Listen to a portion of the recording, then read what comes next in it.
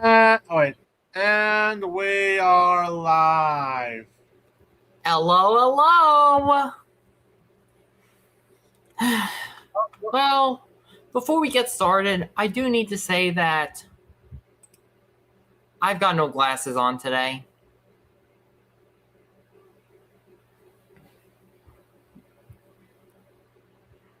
In case the little ticker is of any indication. Unfortunately, the lens broke. Yes. So yeah, you're not going to see me in glasses in this. All right. Hey guys. Oh, hey, John McRocks. Great to see you here. Hello, Ethan. Hey there. Let me just All get right, my, so here's my what I have. camera off. All right, so I have a few. All right, I have a few things in my collection. First, I managed to get this. The first time I ever been to this theater. Cool. Very cool. And there's also a little bit of this. Sweet. A Subway gift card. Nice. Yes. I recently got this AMC gift card ever since I went to go see Spider-Man, see two new movies in a theater that has multiple theater chains in the U.S. and across the world. Congratulations, dude. Yeah, I managed to get it for free. Hey MCF. I do have all right. I'm gonna tell you this. For next year, on February 28th of next year, I'll be hosting a two discussions episode of the Amazing Digital Circus. All right then. First time we're ever doing that. Nice. Speaking of which, someone hasn't even joined. Well, we're just waiting for Sean and Razor to enter, and we'll be It's all the set. rundowns here. That's 4 out of 6.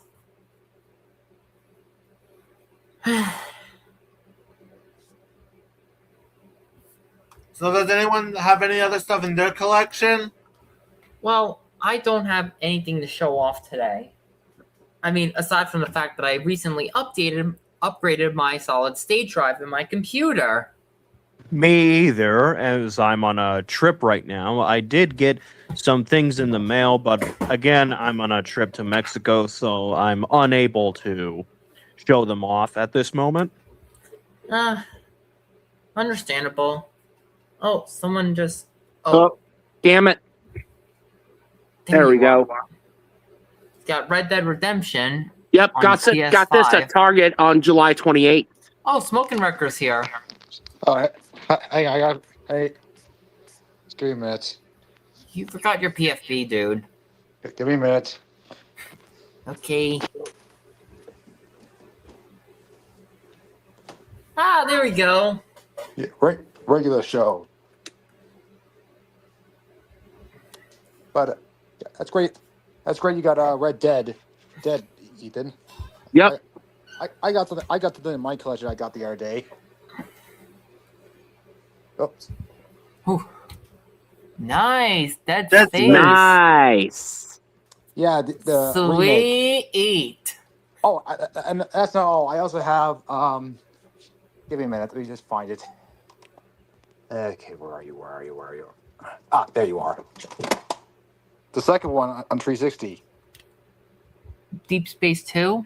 Deep Space 2. Nice, dude. Funny thing, I was 16. Funny thing, I was 16 when I first rented it, and funny thing, the guy Rogers, which is pretty much like Blockbuster, said your mom will hate this. That was a marketing tagline. I miss those days. All right, I'll be sure to take off camp. But I did put in a really funny title for camp. Right, it's a rundown. Oh, and here's another thing. One of Like, us has. Before we continue, two of us have sat through a bad movie that we discussed back in June. And MCF really hated it. Right. We'll get to that in a moment. I can't. Yeah. Like, oh yeah, I know that. I saw your comment, but you want me to show you the title I put for camp? It's a rundown, an alternate title. Yes. Yes. Camp, I want a pee-pee. Is that a Fred reference? Yes. Oh dear God. Who names their title? Who names their camp? I want a pee-pee. Definitely an immature person, that's for sure. Although I will say right now that there's a good sign when it comes to that movie. It was directed by one of the actors of Teenage Sex and Death at Camp Miasma. Say what now? You don't know the director of I Saw the TV Globe? Wow, you must be really I know about that. Sorry, I misheard you. I remember watching it. I also know that it's been a while since I've seen it. All right. So now that really everything we got from our collections. All right. Yeah. So we get to our pickles. All right. Oh, I'm going to start with Sean's my working on pickle. a short, by the way. All right. All right. My pickle of the show is Dougal. Oh yeah, that film. Oh. Ah, I thought it yes, was the gonna be, Weinstein something. cut. Something else. Something The more. Harvey Weinstein Wiener cut. shit stain cut. The Weinstein cut. God, All right. I'm going to sitting let through Matthew that give out his leadership. review first, and then I will go. All right, Matthew, let me- take it away. All right, let me pull up my Letterboxd review for this one because, oh boy, this one is a 0 out of 10 club and was a 0 out of 10 club inductee. I just need to get it up. Just need a moment. Where was it? Here it is. All right, pull up my screen, please. Ta-da! Oh yeah. I'm just gonna scroll it down. It's the second worst. It's the second worst movie you have ever seen in your life. No, it's not. In fact, if you go back to the 0 out of 10 club, it's currently it's Hellenbach is currently second worst. By working with each other. Nah nah nah. Dougal is currently I believe it's 6th worst. Actually, no, 7th worst. You know, Again. I'm really surprised that the Weinstein Company has never really thought of an animated feature made for an older audience. Never really did. Shocker. That's Must be probably a thankful that good never thing happened. because Mr. Wiener shit stain. They're given that Wiener shit stain would likely turn into a perverted mess. All right. Also, you think the English dub of Dougal was bad? There was Roberto Benigni's Pinocchio. Eh? You know that it's that Pinocchio film in 2002. The Weinsteins in general really like fucking over foreign films. That's for damn sure. They got it in touch Godzilla. Oh. Like I said, I don't think they've really done an animated feature aimed for older audiences. I mean, Princess Mononoke. I mean, No. why did I meant Princess- the. No, Weinstein I meant Company. the. Yes. Weinstein Company.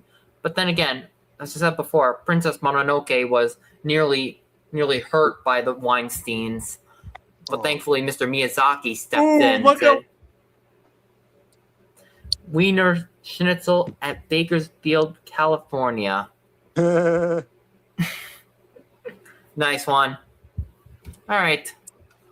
So currently, Dougal is seventh place on the 0 out of 10 club. I mean, this is in reverse order. This is basically least bad to most bad. Okay? All right. Just so we're clear. All right, John McRocks. So what's the your worst turn. one? Currently, the Rodfellows movie. but because that is not on Letterboxd, that is currently the not second- on. Second worst is Hell and Back. Third worst is Giant Insects, and fourth worst is Bucky Larson Born to Be a Star, which I will get to in just a moment. But first, Ethan, Alright. take it away with your review of Dougal. I don't know where to start with this one, folks. Okay. What was originally a harmless kids movie was completely butchered by the Weinstein Company. Mm-hmm. I know what you're talking about. I won't go too hard on the animation because that did remain unchanged in the American cut. Well, yeah. Of course. I mean, everything has been done. The voice acting in this version is terrible. You have Bill Hader, Jimmy Fallon, William H. Macy, Whoopi Goldberg, Jon Stewart. Here's another one who's in this one who didn't even have a role, whose role was not even in the original. Judi Dench as the narrator. The And not to narrator that was mention added in. Kevin Smith. Kevin Smith Oh. as the Moose.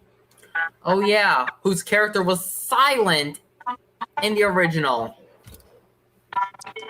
The worst vocal performance of the movie goes to Bill Hader as Soldier Sam. Bill Hader was in that shit. Shockingly, yeah. Oh yeah, and there's also the thing of mentioning way too many movies of its time. Because of course it's the Weinsteins that did that. They crammed in as much And pop oh culture my references god, the as much pop as culture possible. references. I Oh, yeah. literally just said that. Crammed in as many of them as possible. Is Oh, something Harvey wrong? Weinstein. No, Exactly. Well, it definitely doesn't seem like it's nothing to you. Hey, Where do I... My can you god. mute yourself for a moment? And The pop culture references. I guess I was This- thinking about coming up with a new. This movie like, is So, filled to can the... you mute yourself? kind of thing. So I got this idea while playing a video. I was just playing a game. Oh, can you mute yourself first? Because we can hear it. Okay. Thank you. All right.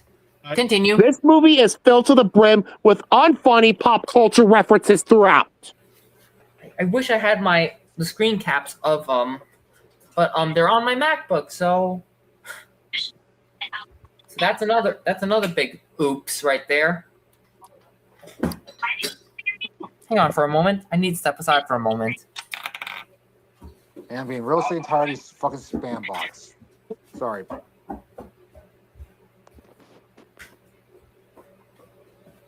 The pacing. Okay. Oh my god, the pacing. All right. This movie is significantly shorter than the original UK version, but the pacing here is so bad. We'll have to push ourselves harder than ever. My god, this movie was so boring. So you trim out a bunch of some stuff from the original movie, yet it's still slow. Mm-hmm. Christ. God damn. I'm back. I just need to get some screen caps from my Mac. All right, so let me just load them up for a moment. Need to unplug one of the SSDs I have. All right. Give me a moment. I continue what you were saying, John Brox. And that ending was just unsatisfying. So here are some images that I've got before you give away your score for this abomination. Here's one. Here's one. I captured this while we were watching it. It's like, what's up, Doc? Bugs Bunny, right? Yep. Next. From the creator of the Fairly Odd Parents. Even though Lord of the Springs. That. All right, all five are loaded. All right, next one, Lord of the Springs. Come on, really? All right, next screen cap. All right. Thomas the Tank Engine. Oh God, they mentioned. Did they mention my boy? Apparently so, Smoking Wrecker. Okay, so basically, this was an Dr. early. Phil. This was 2006. This is like 4Kids Entertainment levels of bad. Yeah, and knowing Dr. And knowing Dr. Phil today, especially knowing what he's gotten himself into, that's saying a lot. That didn't age well, did it? Hey, I gotta look this up. And Give me then a the minute. next one, last one of this shit pile. As my apprentice, So you're fired. So Yeah, I think basically, it this gets- is like. You're fired! I believe. he So was basically, this is like a Oh God. Norma the North's long lost brother or something. It's not Norma the North. Long lost bro. This is more of like a 4Kids Entertainment dub. If it went like horribly wrong, like with the One Piece dub that 4Kids Entertainment ended up doing. Have you ever seen the Roberto Benigni dub of Pinocchio? Get one shot at Which one?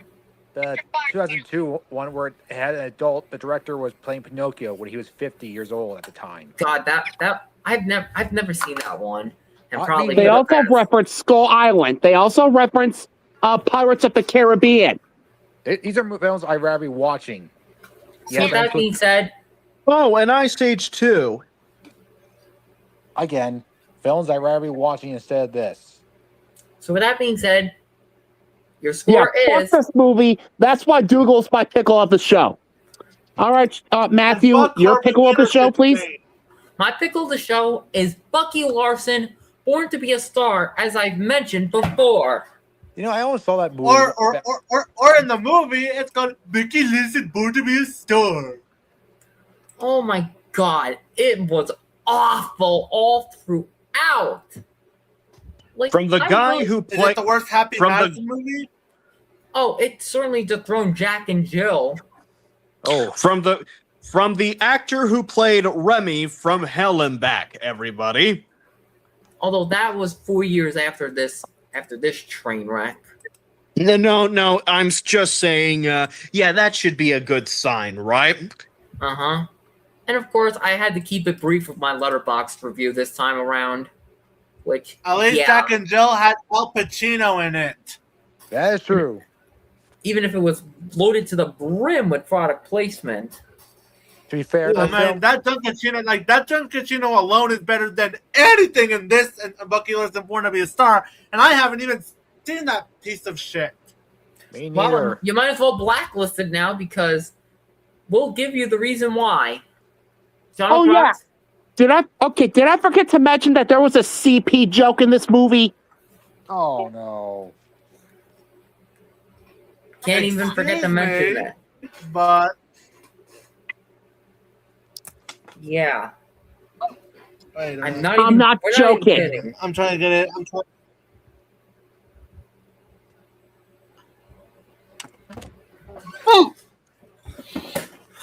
We suffered through this, by the way. As if that's my boy wasn't enough. Where even though it came out a year after Bucky Larson, that film had nothing but pedophilia and incest jokes. So I guess now this can go onto your blacklist along with the other animes that I asked you to blacklist. Yes. I mean, because clearly I've been waiting for a lot of those titles I've suggested for you to blacklist to be blacklisted. But yeah, Bucky Larson is currently. Hold on, let me see him. Oh yeah, and Remix Animation fans said that they actually played Michael Jackson's Thriller in Dougal. Sir Junior, finish. Hold on. Get I that was not shit done. out of your god awful movie. Oh my god, you gotta be kidding me! But still, though. Oh yeah, ironically, there was a It's Michael for- Jackson song in the Melania movie, Oh. Billie Ah. Jean. Quit dragging Is it- Michael Jackson in their pieces of shit. God damn it! But yeah, Bucky Larson, Born to Be a Star. 4th worst movie I've seen. Fuck it. Oh, Matthew, do you want to tell us about the main character? Oh, I forgot to mention, main character is such an obnoxious asshole. Oh, gee. When I Yeah, heard I this know what you movie mean. treats The him like Buck scene, shit. and everybody wants to kill him. Treats everyone like shit around him. Yeah, think the saying old this, but- lady that got him fired. I feel like I'm in the town of it. It feels ridiculous. The old lady that got him fired in the very beginning of the movie. And That's and then honestly hard to tell because that's also going to be hard to tell because I haven't seen either films. And I heard that Dirty Grandpa was somehow worse, given the But fact, given the fact that given that it plays pedophilia for laughs, where Robert De Niro literally has sex with a college student. Ew, Oh, ew, Robert, ew, why? ew, My ew, ew, God. ew, ew, ew, ew, ew, ew, ew. We have been contacted about it. But still, though, let's They're move on from this. Just That like was in in the this movie, by the movie. way. Just like in Bucky Larson, they shoehorned in a CP joke for laughs. We already know that. We don't have the time title. You're But pretty still, much though. repeating yourself at this point. Sorry about that. But still, though, let's not talk about this, and let's put it on the blacklist for you, MCF, agree. All right, I'll be sure to do that soon. as well as the other animes that I've asked to be blacklisted, so you don't have to ever suffer through them, ever. Sounds like you're All right. fired up. Although So I we, am tempted to remove a few titles from the blacklist only out of temptation. All right. But all right, but let's move on. Actually, I have a second pickle of the show, Barney's Great Adventure. Oh yeah, that one. Did you rewatch that? No, I actually watched this on an Instagram call. Oh, on an Instagram call. How bad was it the second time around? This is just obnoxious. The story isn't even that good to begin with. The writing is atrocious. Terrible acting. Awful, and an awful performance from Bob West as Barney the dinosaur. Oh It God. has atrocious cinematography, terrible editing, sluggish ass pacing, horrible green screen effects, as well as atrocious visual effects. And there's a scene where Cody actually steps on a pile of shit. I wish I copied it over. A perfect metaphor for this movie. Exactly. I mean, we all watched it together back in April. It was I'm bad. sure Mr. Horse would be angry about seeing shit in a movie. All right. With that being said, Like, What is I'm your sure score for Mr. this Horse one? would practically hate it. oh wait, forgot you haven't gotten to the ending yet. Oh yeah, and the ending, the ending of this movie is just a big fuck you to the audience because they basically saying, "I love you, you love me" at the end, I rather like they watch always that, do at the end of each episode of shut Barney up. and Friends. I rather watch that Raw Chicken sketch where it falls Barney where he gets in prison. All right, let's.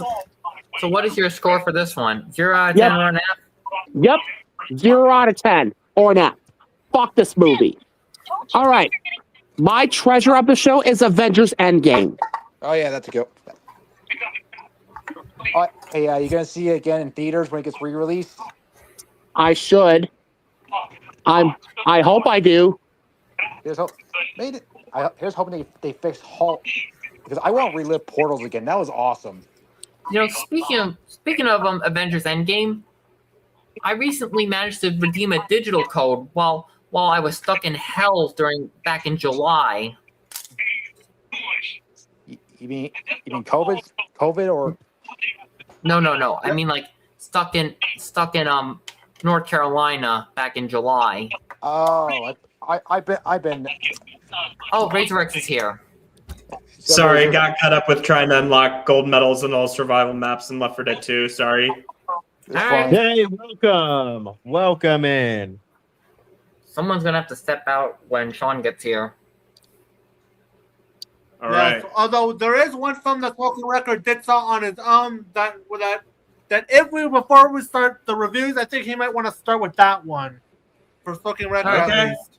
I think I know what that film is. Alright, so go on with your treasure, Dominic Rocks. It has a fantastic story, really good screenplay, phenomenal performances throughout from everybody, especially Josh Brolin as Thanos. Of course. I've yet to see Avengers Endgame, though. Even though, again, I did redeem a digital code. The cinematography is excellent. The editing is fantastic. The visual effects of CGI are just breathtaking. The pacing is excellent, considering this movie's like in 3 hours. This is a 3-hour movie.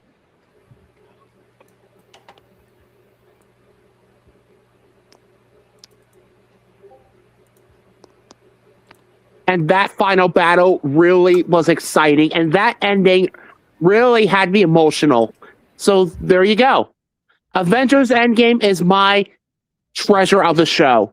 Nice. Marvel, well done. All right. So is that it for all the pickled treasures? Yeah. All right. Actually, I would say that there's one treasure, Dragon Striker. If you're Oh, I feeling need to get back to that series. I stopped after I stopped in the middle of episode 1. right, well, it's a great series. I watched the full series. Like, this series is basically a unique blend of high fantasy and soccer. The characters are interesting and enduring, and like, if you're looking for something to fill the void from after Owl House, this is the show. If Disney canceled it, to hell with them. Right. Of course, I think it has a lot of life in it because I'm it's back. also owned by a French studio. Mm-hmm. I'm back. All right. All right. So that's all I have to say about Dragon Striker. Oh, and right that now theme it's time song, for our it crackhead goes comment. on. Woohoo! Crackhead comment. So before we get started, I need to point out something. Don't pull it just yet. We've been struggling with who's going to be the crackhead comment of the day. I mean, it was going to be someone who said a slur at Weebs posting their L's online. It was going to be someone who invaded my comments on a Blue Sky post of mine and was a Rucka Rucka Ollie fan brat. But this comment right here, hold up. I have it shared. All right. This comment right here. I'm also sharing it up.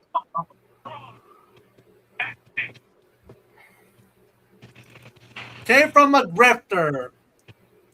An anime grifter, to be exact. That should be a great sign. I have a creator of Ben 10 confirmed. Wait, let me read it.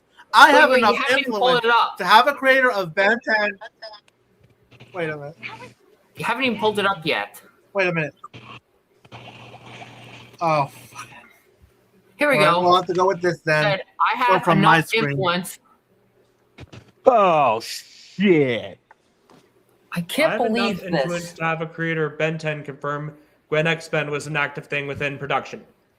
Every art piece and meme I posted has been validated. I may my now be God. making a video talking about this. Are you stupid? What the hell? What are we looking at here? Something from Chibi Review. Oh. Do I describe what's wrong with this? That alone should give you an idea of what we're in for. First of all, that's incest. That's gross. Seriously. But then I again, never we're talking about the understand same appeal of idiot who incest says shipping. incest anime. Like, he literally said champions that incest incest animes. in anime is hot. Gross! Fuck. And I really thought Burning Loser and his clan was bad enough, and so was that Rucka Rucka Ollie fan brat that showed up in my Blue Sky. But this right here takes the cake. I know a guy who ships Loud Says, even the point where he calls Loud Says wholesome. Oh my god. Wow. I remember fucking Loudcest. Don't even get me started with that shit again. Oh my god. Yeah, and he also threw Mabel, Dipper munching on Mabel's bottom. I will never understand the appeal of incest. Shits. Greek mythology, I can give a free pass. This shit, no. Like literally, like, you know how bad Chibi Reviews is? We actually had to disable and stop getting notifications from this motherfucker on our server for our hated users evidence room. Because of the fact that his fear-mongering kept getting out of control. The fear-mongering from this motherfucker was just getting way too out of control to the point where I needed to, like, put a kibosh to him. The original source of this meme is the coffin of Andy and Lele, but that is... Hold on. Keep in mind, Chibi Reviews is the same guy who scammed people into donating for his LOL suit against someone who allegedly lost his DeviantArt account with CSAM.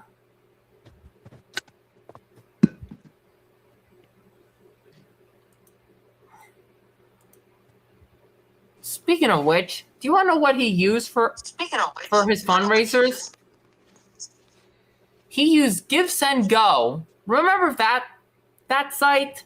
Basically the moral substitute to GoFundMe and all that fun stuff.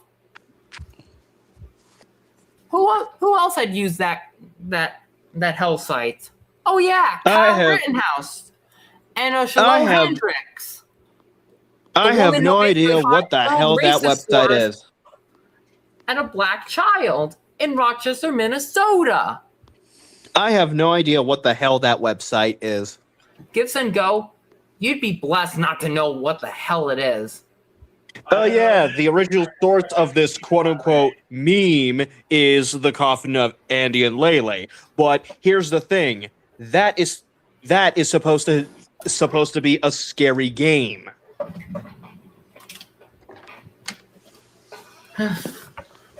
Well, I will have to say, thank you, Weaves Posting their L's online for providing this.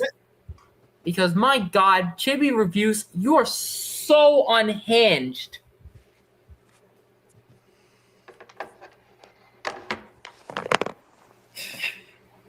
I can't believe it. He's the anime grifter. Well, yeah, no shit.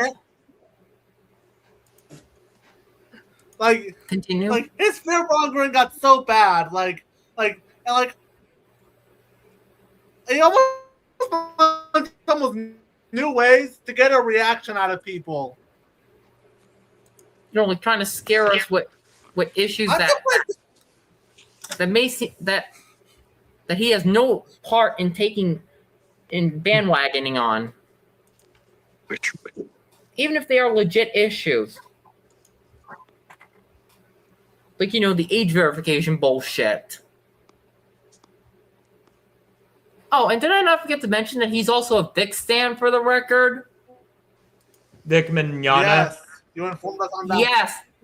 That is exactly what I mean. Wait, do you want me to pull it up? God, I will need to go back to the Vic Mignogna Defenders evidence room for this one. Oh my God. Where the hell was it?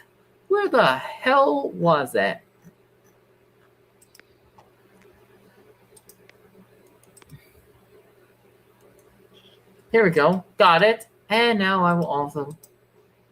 So I'm basic. Yeah, I also want to provide this. So this video showed up. Hold on. Switch over. Switch over to the next.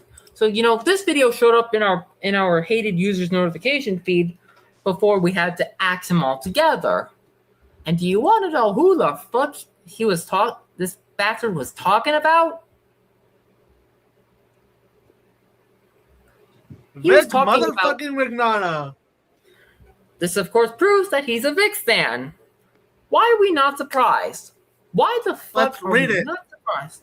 It's worth noting that Crunchyroll has pushed people on payroll trying to push Vic Mignogna into Andy's life every there was a decade of pandemic and most education. Oh, bullshit. I don't even believe that shit right there. Besides, there's no way he's Crunchyroll's payrolling people to do this. Like, seriously. Mind if I also share my own comment that I wrote? Literally.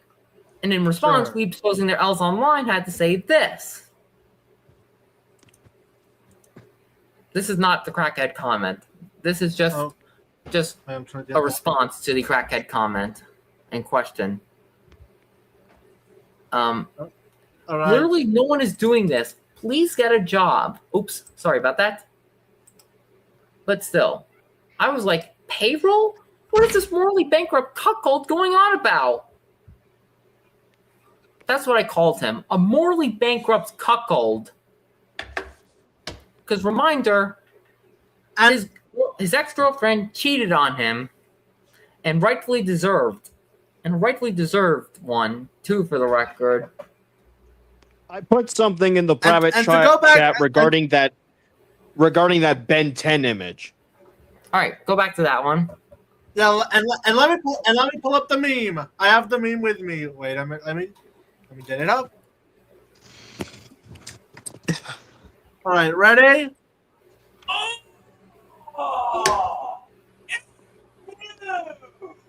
What the fuck? I had to say it because it did not get picked up. Speaking of that Ben 10 image, I put something in the private chat regarding the original source of Gwen Tennyson being displayed here. All right. I put some of the private chat too. All right. Check it out. All right, before we do that, keep in mind that the coffin of Andy and Leylay. No. We Keep haven't Okay. haven't gone through mine yet. Okay. All right, is a horror game where the two main characters kill their parents, which may explain why there's an incest scene in the game, although it's most certainly not played for laughs. But here, oh yeah, there is definitely something going on with this post right here, unlike the actual game. Oh no way! It's certainly way more something beyond just that game. Sorry, I just meant like, oh, there's certainly ain't nothing like that game. But anyways, next question. Hell, the game is the first time I was actually scared of a video game character, that being Ashley Graves. Yes, I played the game. All right. Here's All right. something I put in the private chat. Would you want John Kricfalusi to work for Cartoon Network? No. No.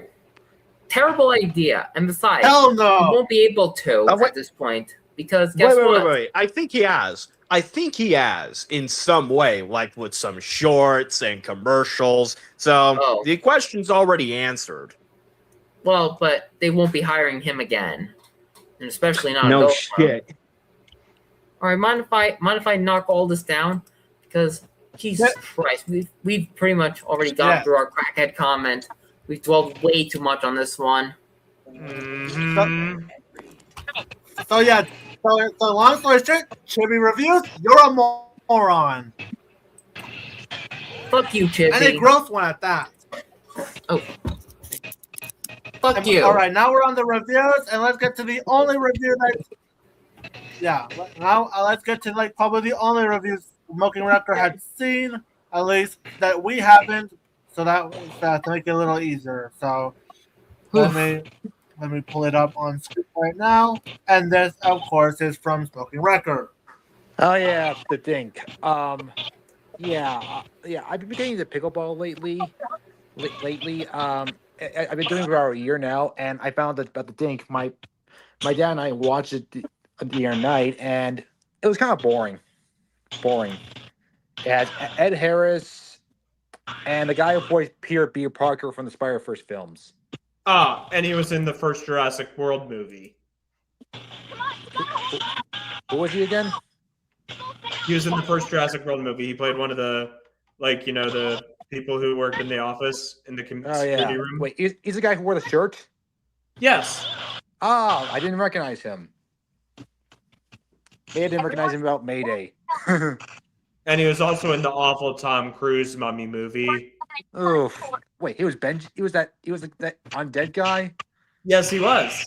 Oh, well, he's got Spider-Verse. Mm-hmm. But Right. yeah, the So film is until just, Sean gets here, it's just All right, boring. finish. It's just Happy Gilmore, but they got the main character hates pickleball. It's not real tennis. It's not real sport. All that stuff. But then he starts to like it. And Ben Stiller's in the film, but he's not giving any final dialogue. I don't recommend this movie. If you see it on Apple TV, just don't watch it. That's about it. all right.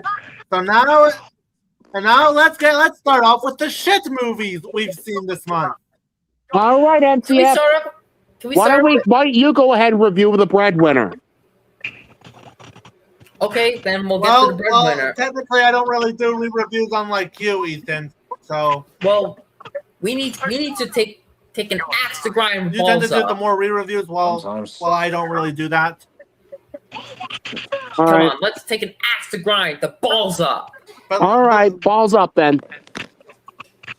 Hey, Razor X, we're talking about balls well, up. technically, we already reviewed Oh no! that one. You were there as- Didn't we already talk about it though? But now it's my turn to speak Well, about it. wait. Before let me say this. Well, okay then. I guess I don't really tend to do reviews on my own accord, but I guess now it's our turn. Because holy cow. My thoughts on this one were pretty much validated.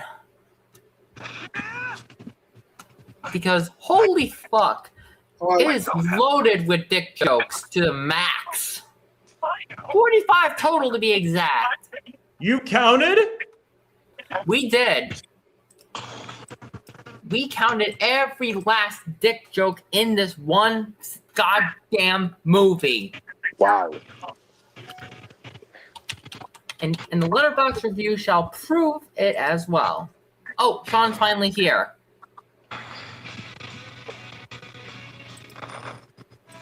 All right, here, right. Time to share my review for this one.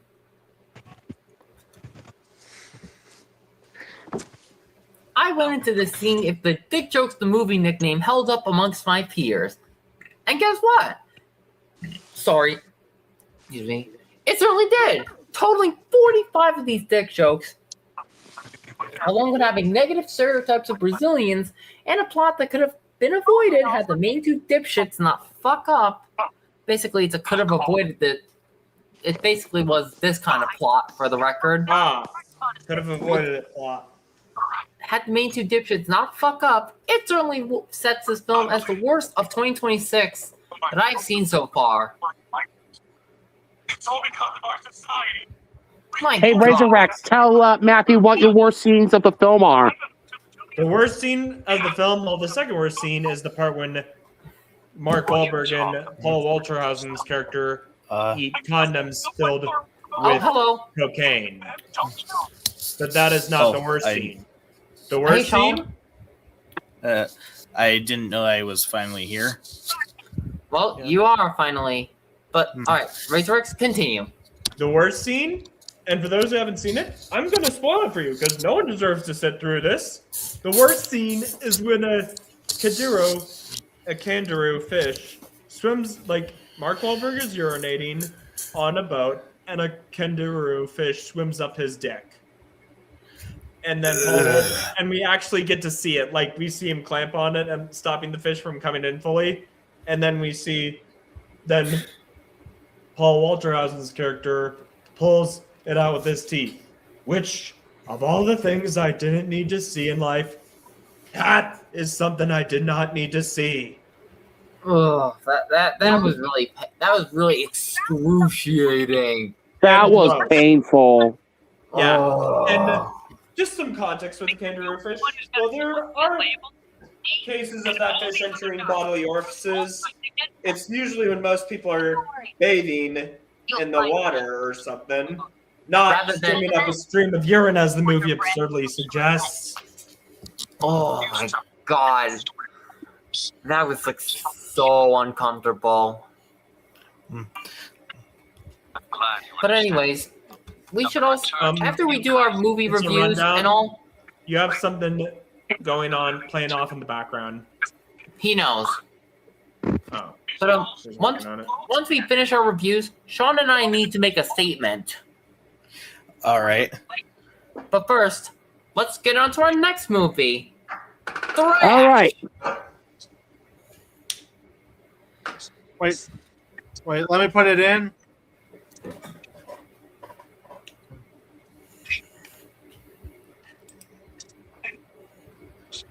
Because I watched this with Razor Rex. That's the first On movie my- I ever did with him. Yeah. My first film watch party in a Discord, and it was something for Shark Month. I made the joke. Thrash? More like trash. More like belongs in the trash. But to be Right. fair, Now, actually, as bad as shark movies are, this is one of the better ones. But make no mistake, it's not good. But certainly I mean- better than the one stuff. Like, there were a few amusing scenes, like that one when that guy got what he deserved. but And I anyways, applaud the film for not using great. I mean, there was a great white, but it wasn't the main antagonist. The main threat were these bull sharks. So props to the film. but regardless, it felt rather underwhelming and predictable. Yeah, this is more of a film that I enjoy if I was drunk or high. Not that I take substances, but you get the idea. But regardless, it was rather even if it was underwhelming, there are worse shark films out there. So 4 out of 10. Trust me, Subpar. trust me. We're going to be talking about 2 of them in this stream. Right. 2 more. So with that being said, And now it's I time believe for. we got the next movie. Of, And now it's of, time. It was from. I believe we sat through. Take a look. Her Private Hell. Oh. I felt Let me put that one on. Let me get Her Private Hell up on. And since it's the rundowns here, let me try and get it up. Her Private Actually, Hell. Okay, there it is. We explain it all together. So I felt rather. This Yeah, one like- was perhaps the most indifferent I felt toward the movie so far. I mean, it's not the worst. And nor the best. I'm also with Matthew the Prep, although I rated it a little bit higher than he has, and it's a rundown rated it higher than both of us, which is more he's than we thought to could be a say for guilty Razor pleasure. Rex. Razor Rex, on the other hand, was not a huge fan of this one. Yeah. Which the most interesting thing about this movie was when the usher gave me a warning that it wasn't good. But regardless, Damn, it's not every day. It's not every day that you get to hear something like that. Yeah. mm, And I mean, Although there is something really interesting about NWR himself. Back in 2011, during the original Cannes release of Drive, he actually called out Lars von Trash for what he said about Hitler. Like, oh yeah, I can see where he's coming from. And he just said, that's unacceptable. well deserved smackdown towards Oh. Lars von Trash. Oh, Ugh. hey MCF, what would you do if you met Lars von Trier in person? I'd blacklist him. Fuck that guy. I would paste a note saying, "You're blacklisted, dude. Don't ever make a movie again." When the director of the Neon Demon calls out your ass, you know it's bad. Oh boy, and boy, oh boy, is it? I've only watched this, and Drive were the only movies I ever watched from Nicholas Winding Refn. I liked Drive. This one was just kind of all right for what it was. There are some films I plan to check out from his, but Like, this is not a good first impression. This film, the title's accurate because it made me feel like I was in a private hell. Like, Well, then again, the film felt more like a fever dream and not like the good kind. Like, the dialogue is painfully awkward and painfully awkward. And well, like, that being said, people complain about the dialogue in the prequels when the dialogue is in the prequels is a stylistic choice that was present in the original trilogy. It was just laughable. I totally understand where you're coming from. All right. Mhm. But as for the rest of my letterbox ratings from this past this is what I have so far. Roller Gator. Yeah, some atrocious. Oh, shot I heard video about movie. Bucky Larson. Hey, Razorx, do you want to watch Roller Gator in your server? oh yeah, Maybe. you missed their pickle. Wait. Oh yeah, Razor, you missed out on the pickle treasures, which was Matthew's pickle of the show, and what Ethan mentioned that there is a CP joke in Bucky Larson. Yeah, I heard about it. I've watched Sean the Snakehead more. He reviewed that film, and yeah. I mean, then again, this will be my last TAWcast and Pal stream before the semester begins for me. Okay. So you won't be seeing me for like the next few months. All right. Oh, MCF, what do you think of the movie Artemis Fowl?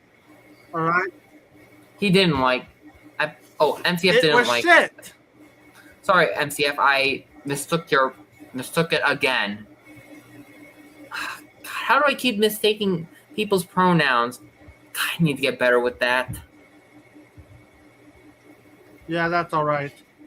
And now we can move on to a Disney remake that we're more than happy to trash that I refuse to see.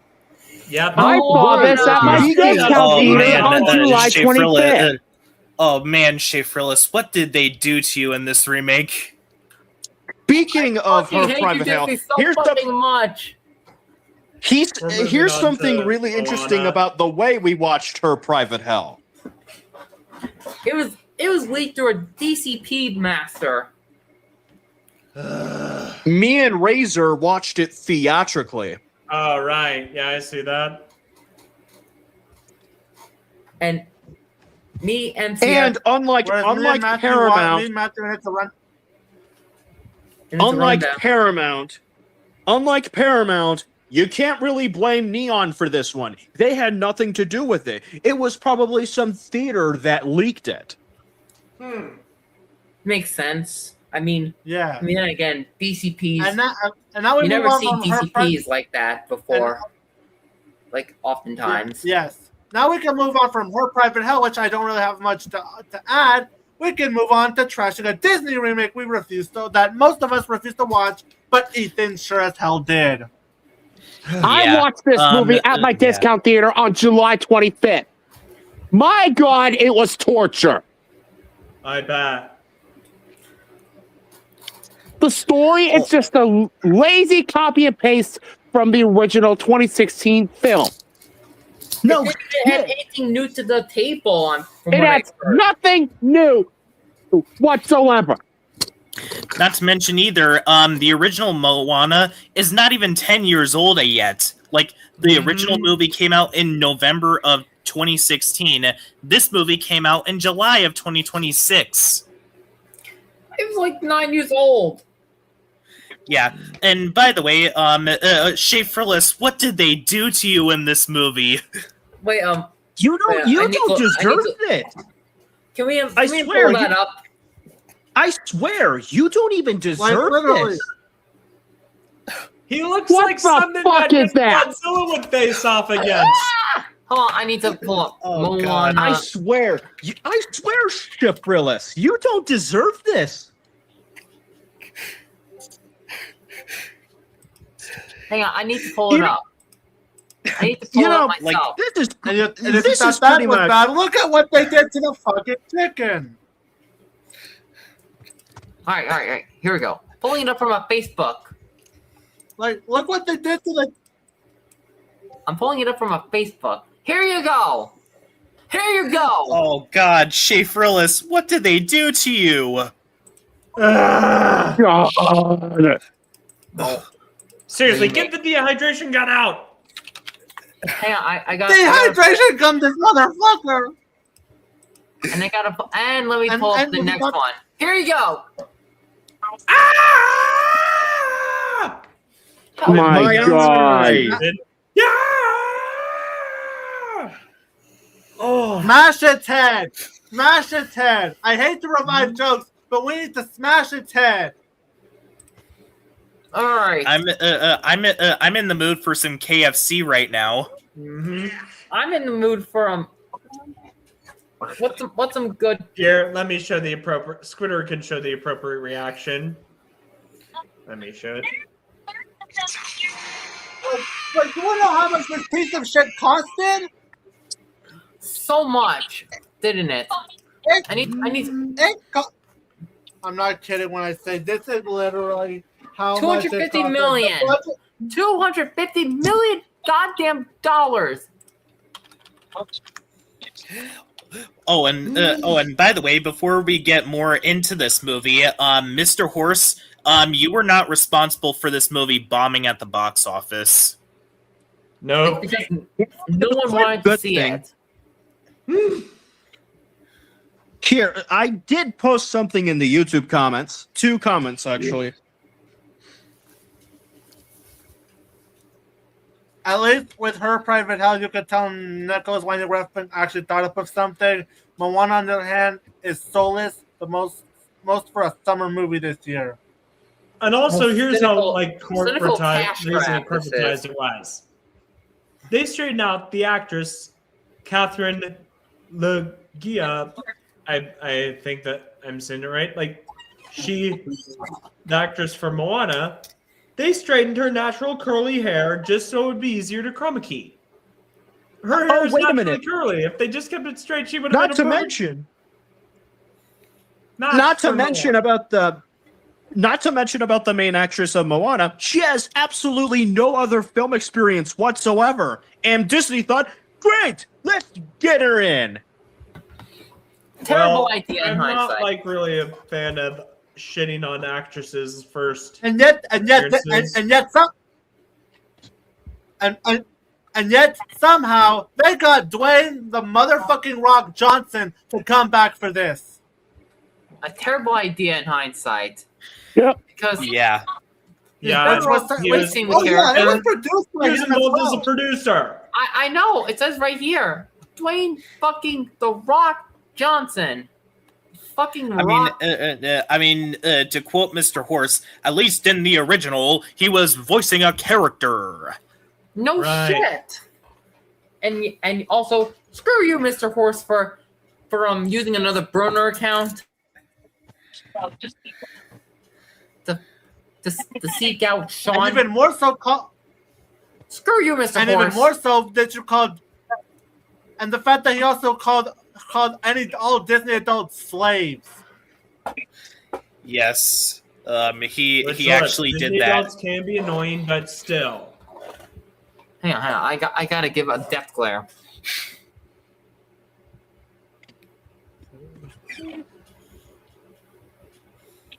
All right. Fuck you, Disney. And also, fuck you, Mr. Horse. Mm-hmm. Hold on. Shame I'm the only one that doesn't have the glasses on. On a $250 million budget, and this was the best you could come up with? What's Fuck you, crazier is Disney. this? Fuck you, Disney. There are many lower budget movies that looked better I'm than never watching this. Moana. Neither am I. I'm staying the I'm fuck not watching away this. from this one. It's probably the only. It's Yeah. one of the only films that. And I doubt that. They had And Shea Xenite, Frillis what was saying it it. to them? Think, how do you do, fellow kids? And Xenite? I doubt that And Mr. Xenite, I doubt that. We'll get to that film in a bit. I doubt that Shea Frillis in this movie was saying telling Moana to shoot the volcano with the dehydration gun. Mm-hmm. I was thinking of, how do you do, fellow kids? That one.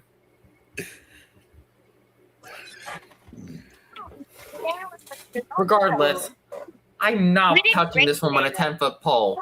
And, but before we head back to that, I will gladly show you that this one is on my blacklist, which It's on my blacklist too. of course It's also I on my will- blacklist as well. All right, let me continue. Aw. The screenplay is awful. The directing by Thomas Kail is atrocious. The acting is terrible, especially from from the main actress that plays Moana. But the worst performance out of all goes to Dwayne Johnson as Maui. Well, Kathleen had absolutely no film experience before this movie, so it can at least be explainable, but not Dwayne Johnson. Like, that is a big downgrade. He used But anyways, here's my blacklist. Yeah, he used this the Moana remake as a yet another ego trip. Here we go. As if he I hasn't even, had I even wrote this. His ego isn't big. I wrote this. Was this remake really necessary? No. No, it wasn't. No, it wasn't. No, it it was shouldn't. not. The movie, the original movie, was not even 10 years old by the time that this came out. Again, that's exactly what I said. Was this Like, remake they went really to one necessary? about the other Disney remakes. They at least waited. At least the other. The ones at had least an the other original Disney bone in remakes, themselves. At least they took at least 20 years to get made. And at least they had an original bone in themselves. Disney, are you that fucking desperate? Oh, clearly Like, they why are. not? At this point. Disney, are you that Like at fucking this point, desperate? at this point, I was going to say, remake some of your movies that didn't do so well, like The Black Cauldron. But at this point, no, Disney is not in that position where they're able to do live action remakes anymore, regardless of how they end up. Right. I mean, say what you want about Tangled's live action remake that's upcoming soon. That's in development right now. At least they I waited have like to do 15 something real years quick. or something. Here's the rule. For a live action remake to be made, the source material has to be 10 years old. It can't, and it has to be after the release date of the original. Okay? Mhm. Exactly, but apparently Disney didn't get the memo. Clearly not. At this point, I wouldn't be surprised if they ended up making a live action remake of Frozen. Oh boy. Please, Don't no. give them any ideas. Imagine if they made a live action remake up in Kanto. Already? If they already did that? Oh no. No. Subject me to. I'd rather just subject myself to that awful scene in Rent a Girlfriend than sit through a live action remake of Encanto. Or even better, how about a live action remake of Zootopia directed by Jon Favreau? or even Yeah. better, do an animated remake of your live action movies. That's not a bad idea. Oh, For imagine. some. All right. Okay. Imagine a live action remake of. Let's see. Imagine a live action remake. Yeah, imagine a live action remake of Encanto directed by Eli Roth. No. No. He just used AI to make it. Consider what he did with Ice Cream Man. Which we will get to in a moment. If anyone here saw that trash, The I CGI did visual not effects see are it. just pure garbage. especially on the chicken, which makes me want KFC. and also on poor Schaefer rolls. This was $50 million. This was $250 million. Remember, There $250 are million movies out there. sunk. There are movies out there with much lower budgets that look significantly better than this one. Like Godzilla minus one. Was What made about for Shin less than this Godzilla? movie's budget. What about Shin Godzilla from 2016? Pretty sure Oh that cost hell as much. no! That Oh one as hell well. no, Vitamin Nick.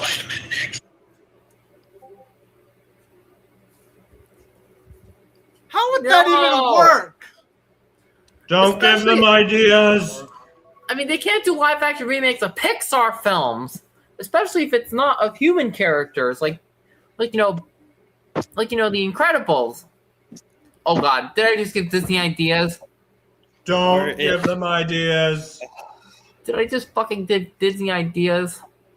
Oh wait, Don't imagine give a if. Disney an idea. Okay, I'm not trying okay, to.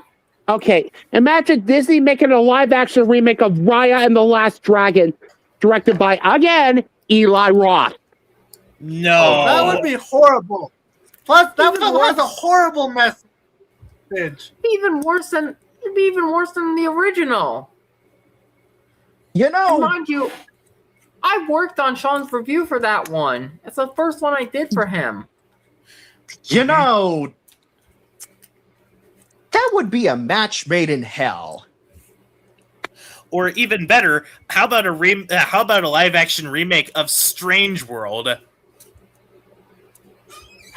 You want to make Even a remake though of that a it box bombed office at the- bomb?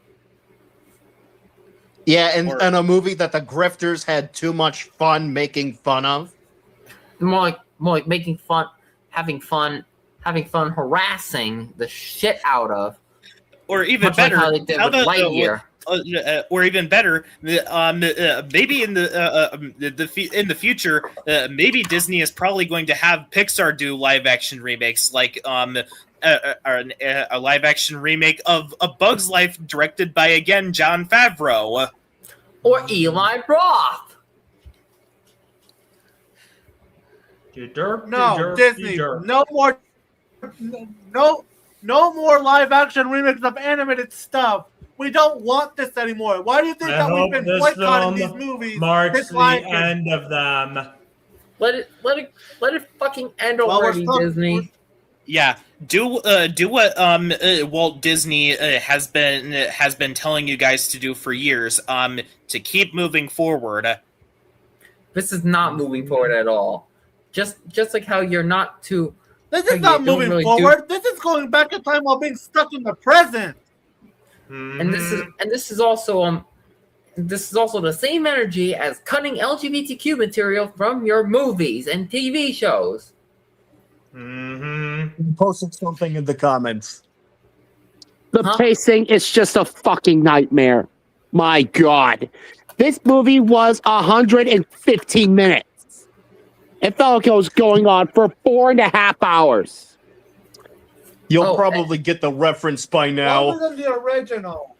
Oh, yeah. Not to mention, the musical numbers are a huge downgrade compared to the original. As expected for most live action Disney remakes, I mean, have you seen what The Lion King 2019 did to Be Prepared or Just Can't Wait to Be King? Yeah, Or how I refuse to see the remake of like Lilo and Stitch, especially after what I heard it did. yeah. How like, it removed the scene, the ugly duckling scene.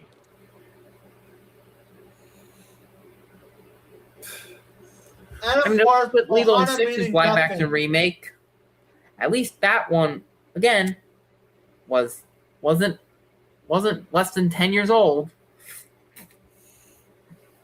That's another plus. Razorrex, guess what?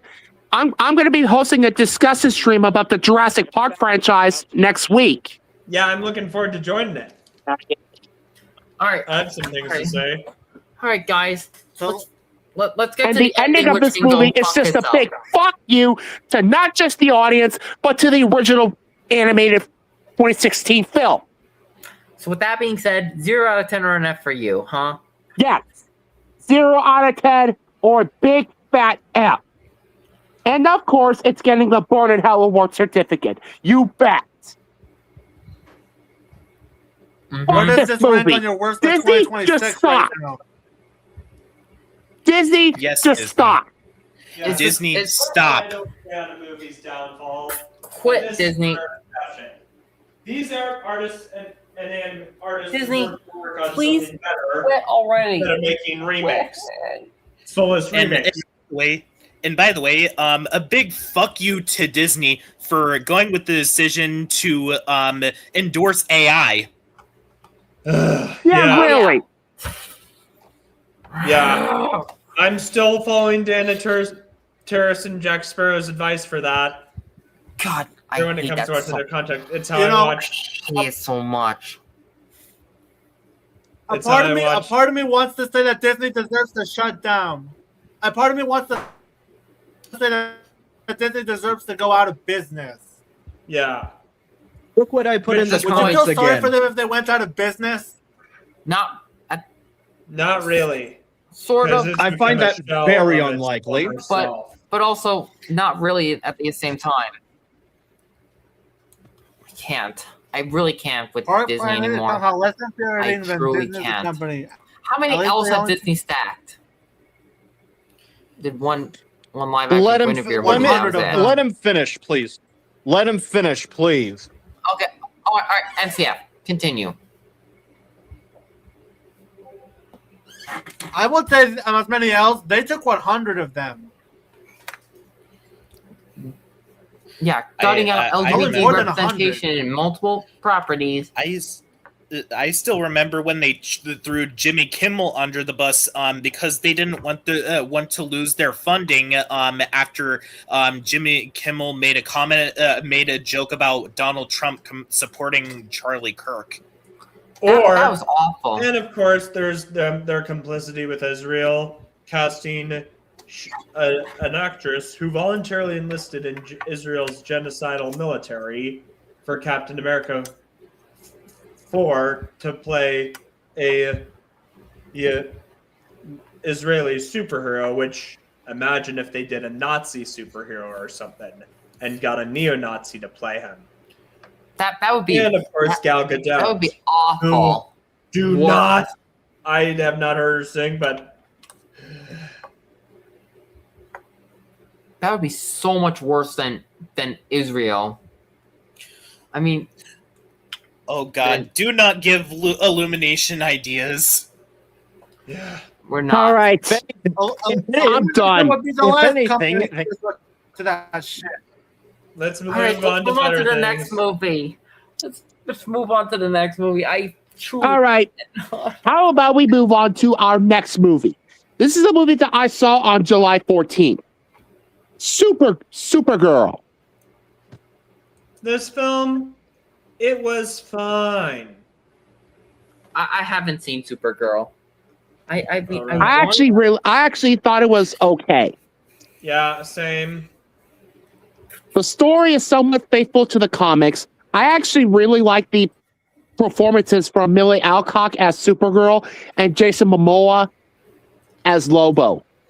I mean, Most of the CGI visual effects are great. The But I musical will score is say- actually really good, and I actually really. And what else is there to say? here's some. And I actually, the action sequences were a lot of fun to watch. But I'm going to have to end my praises there because the story, I already mentioned, the screenplay was a mess. Some of the acting wasn't that good. Some of the CGI visual effects were really rough.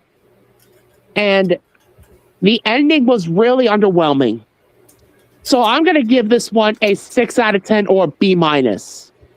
Not a bad film.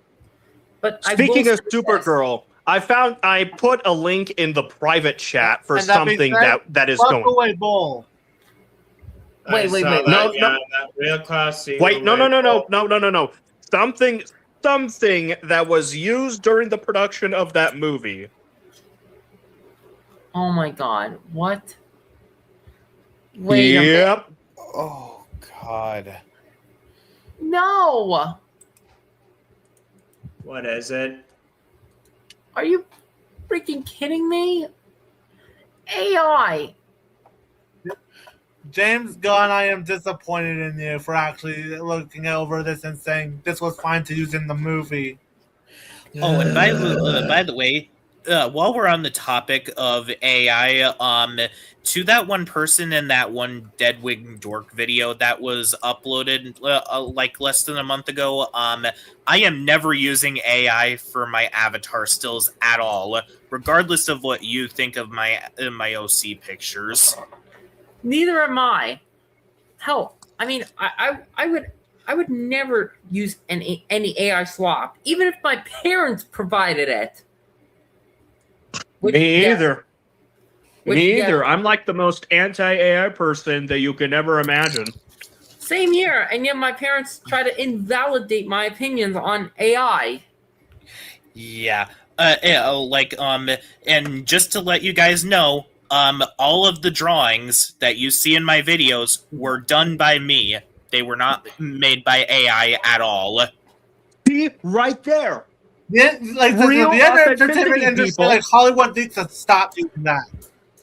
Yeah. Real authenticity, people, just like Sean. Get ideas. So should I just remove Supergirl from my watch list now? Now that they got caught using AI? All right, fine. Do what you can.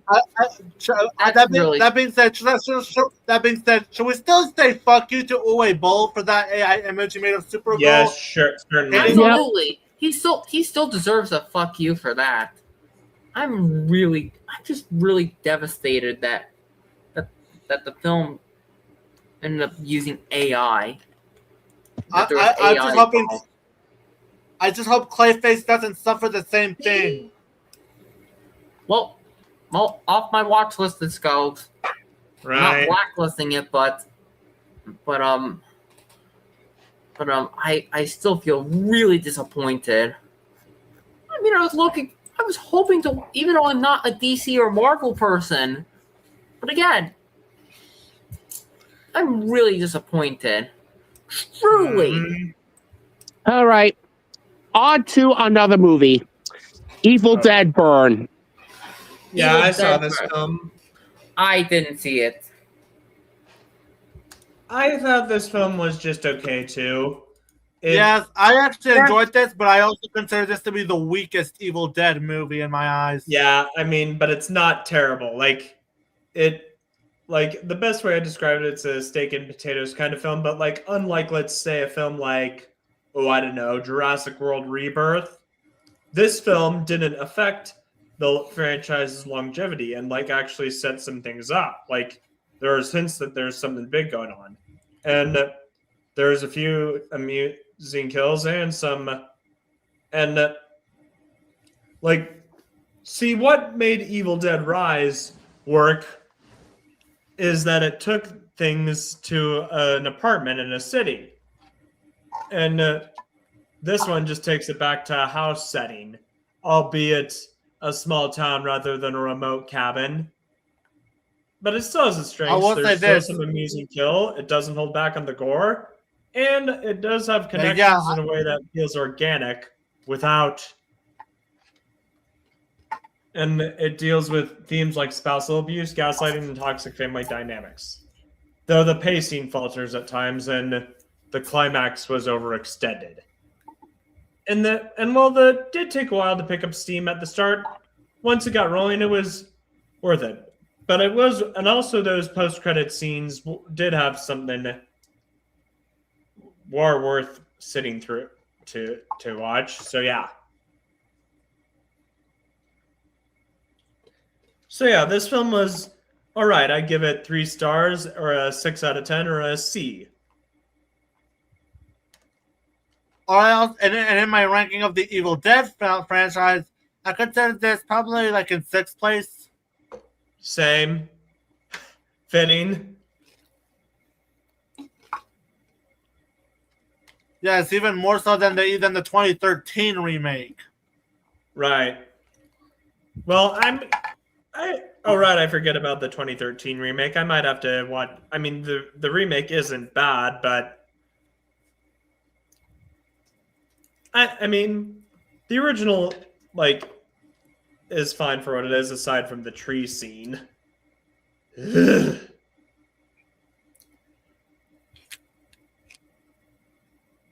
All right. I'm going to go ahead and go up. All right. I actually had a fucking blast with this. It has a really good story that actually continues from... Wait, is this a follow-up or is it a standalone sequel? Let's see.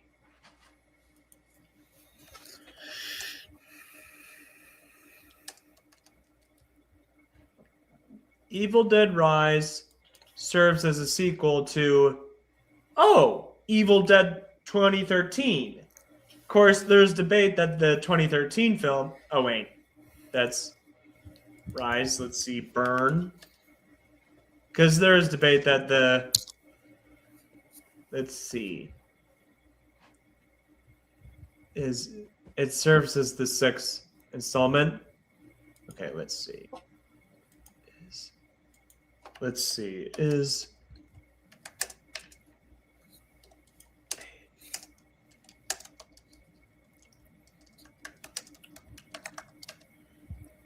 Yes, it is a... Oh, wait. It serves as a follow-up to Evil Dead Rise, but it can be something that's watched on its own because, it has a new cast of characters. So, yeah. All right. So the story here is actually a really good follow-up to Evil Dead Rise. The writing is terrific. The directing is also great. Everybody give out an excellent performance in this movie. The movie cinematography is well shot. It's nicely edited throughout. Really good. Really, and it has some of the most intense kills I've seen for a horror film. And I'm going to go as far as saying these kills are the most intense kills out of the entire franchise. And I can definitely agree with that. And the ending of this movie really satisfied the fuck out of me. If I were to have any problems, it would be that the pacing of the first half is really slow.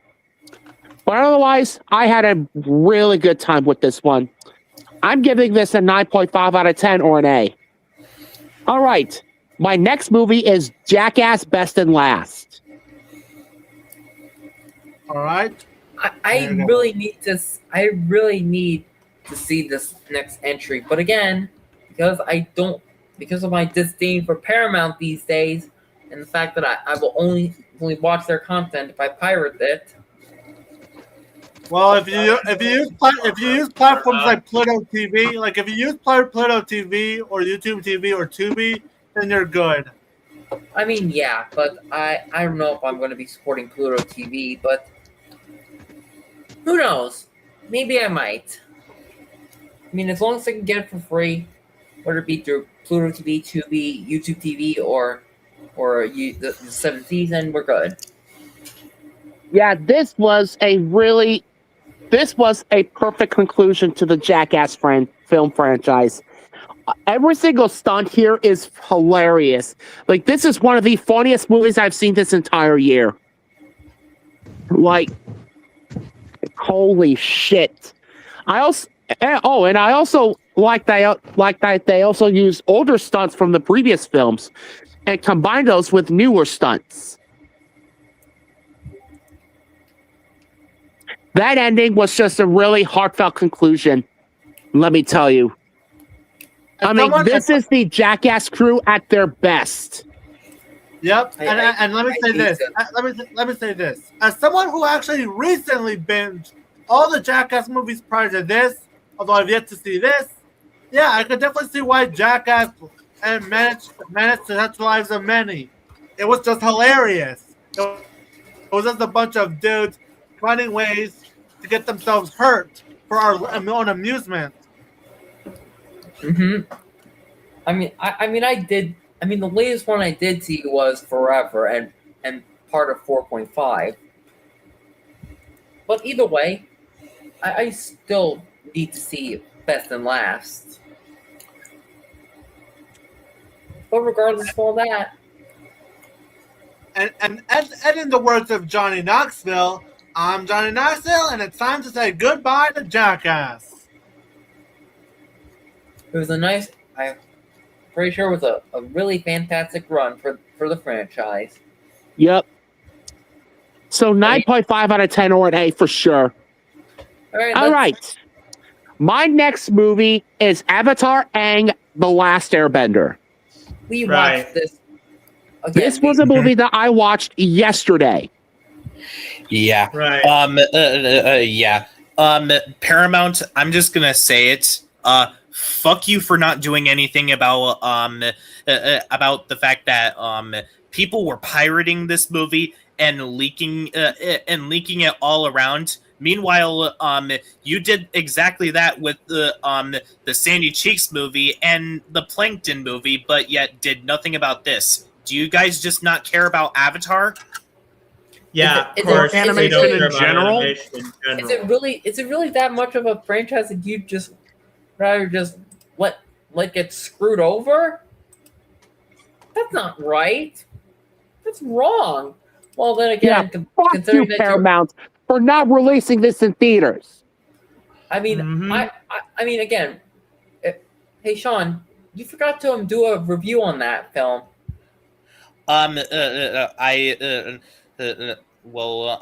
reason as to why I didn't do it is because I had something else that I decided to fill in for October and all of that.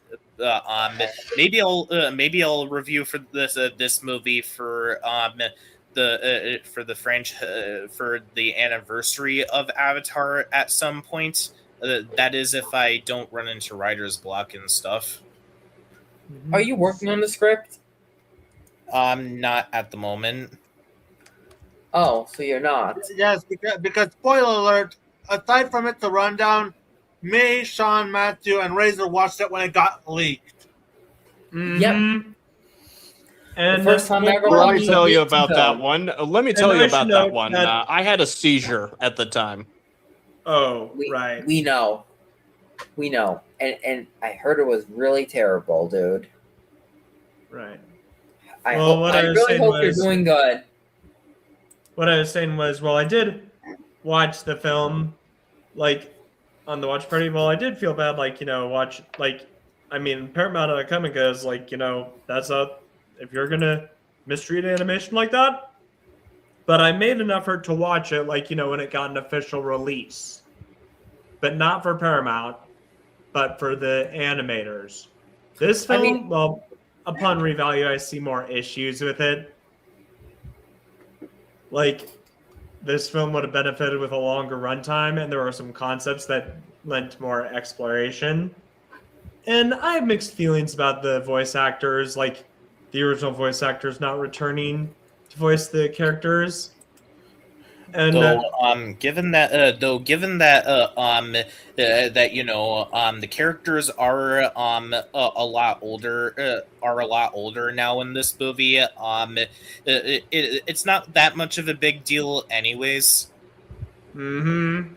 Right. And so, like, it wasn't that much of an issue. And I did feel like that, I mean, there was some stuff, like one thing I felt like the Denied, an extremist group of non-vendors introduced specifically for this movie, there's something that honestly explore more exploration. Like, this much more.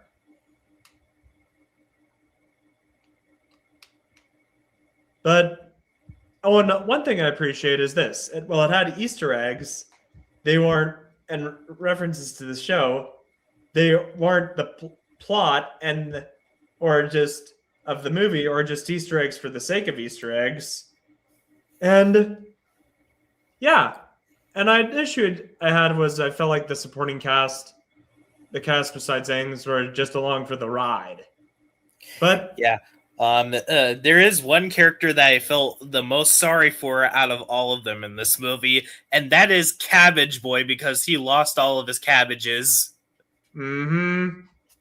Right. Rest in peace, cabbages.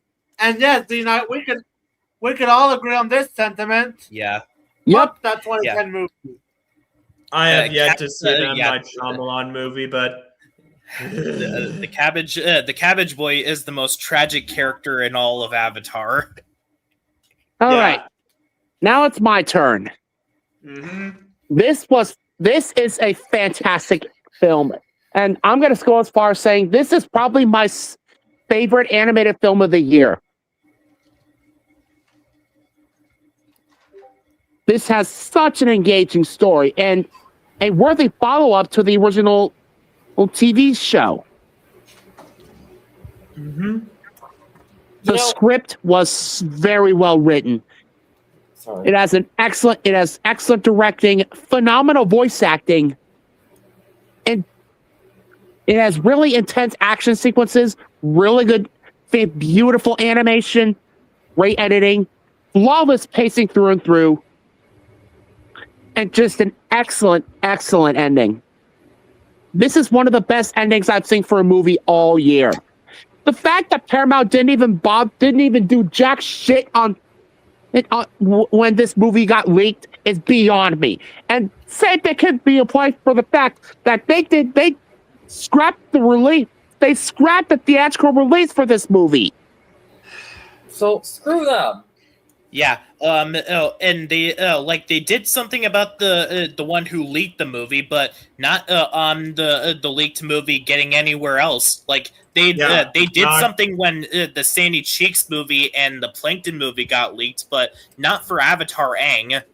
Like, for the record, I'm still dissing and is still in jail because he leaked the movie, which good on for good. He's in jail, but yeah. But yet somehow this movie was still allowed to be played at barber shops. Shocker. And spoiler, this did manage to get a theatrical release, but it was only a 1-week theatrical release in New York City. Yeah. All right, but with that being said, Sean, should the two of us rewatch this one?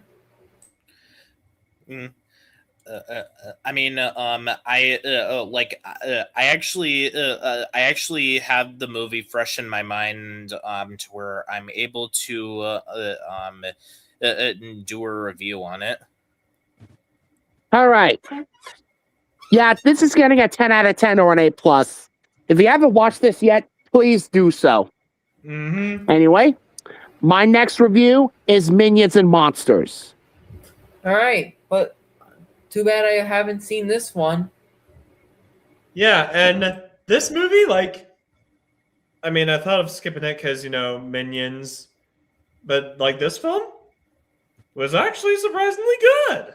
I mean, like, the film, like, And of course, there was a George Lucas cameo, which, and the film, like, it was a satire of Hollywood's golden age, but also a tribute to it. Like, I mean, it was making fun of it. It wasn't like being all cynical stuff and like it was exposing the ruthless ambitions of studio executives while also paying respectful homage. And like you could tell there was genuine appreciation.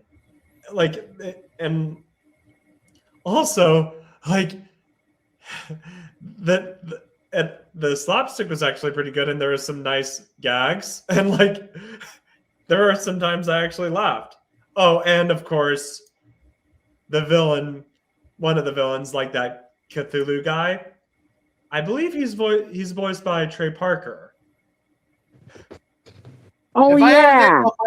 a Despicable Me villain was voiced by South Park, I'd have 2 nickels. Also, I kind of like how, unlike most of the other Despicable Me sequels, this one actually looks like it actually tried to do something different. Yeah, and it did. Like, there was some genuine effort in. And also, like, I heard the reason that Trey Parker, like, I believe the reason he's, like, starring in the Despicable Me movies is because, like, he wants something that his kids, to star in something that his kids can watch. I mean, what the highest rated animated movie that Trey Parker has done? I mean, of course he can't take them or let them see that. Right. But of course, this movie, even despite its good reception, it wasn't even enough to satisfy those who have their anti-illumination agenda in mind. Cough, cough, Flady. God, I can't believe that Plady would be such an asshole towards Illumination. I mean, regardless of what you think about the studio, I mean, seriously. I mean, I'm an issue with the studio, but I can appreciate that they don't use AI, which, as someone who didn't like the new Mario same movie, here. Yeah, I find it laughable that people are saying that this is worse than AI. no, that's Yeah. Super Mario Galaxy. Yeah. I mean, so far, I haven't seen Illumination get themselves in massive controversies or scandals, at least major ones that were actually detrimental. Mm-hmm. I remember way back in 2018 or something. I've seen people say that that Illumination's movies deserve worse than a 0 out of 10. Even in comparison to things like fucking Video Brinquedo of all studios.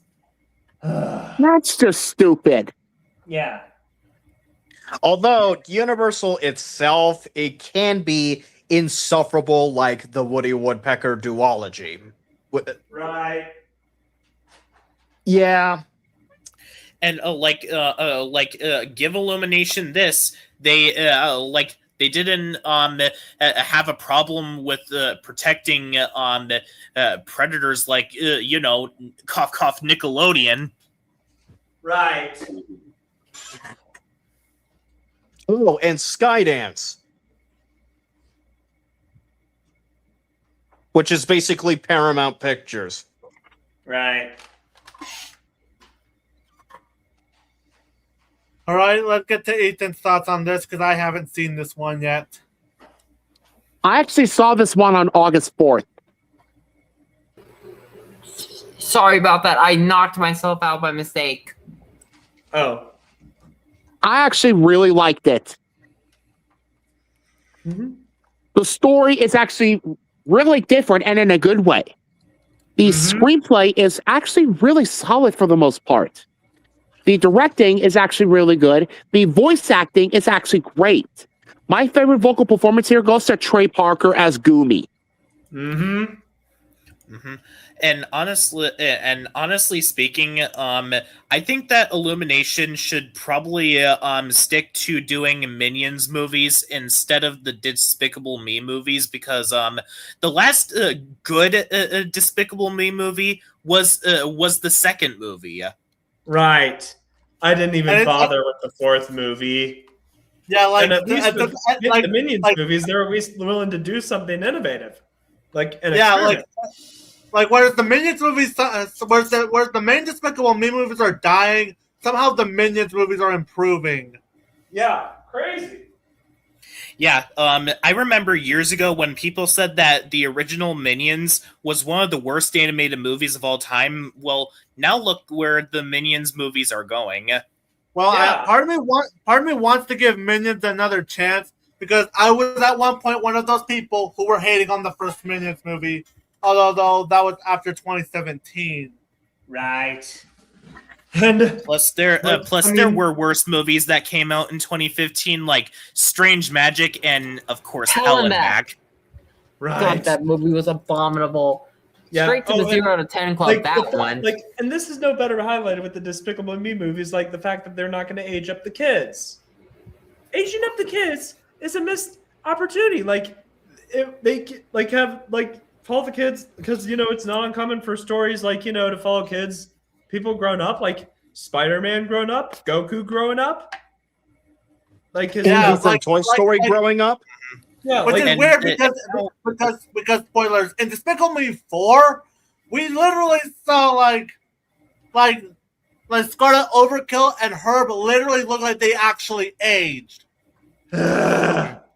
And like at this point, Despicable Me is almost at the point where they're about to get a fifth movie, which is where Ice Age was when it crashed and burned.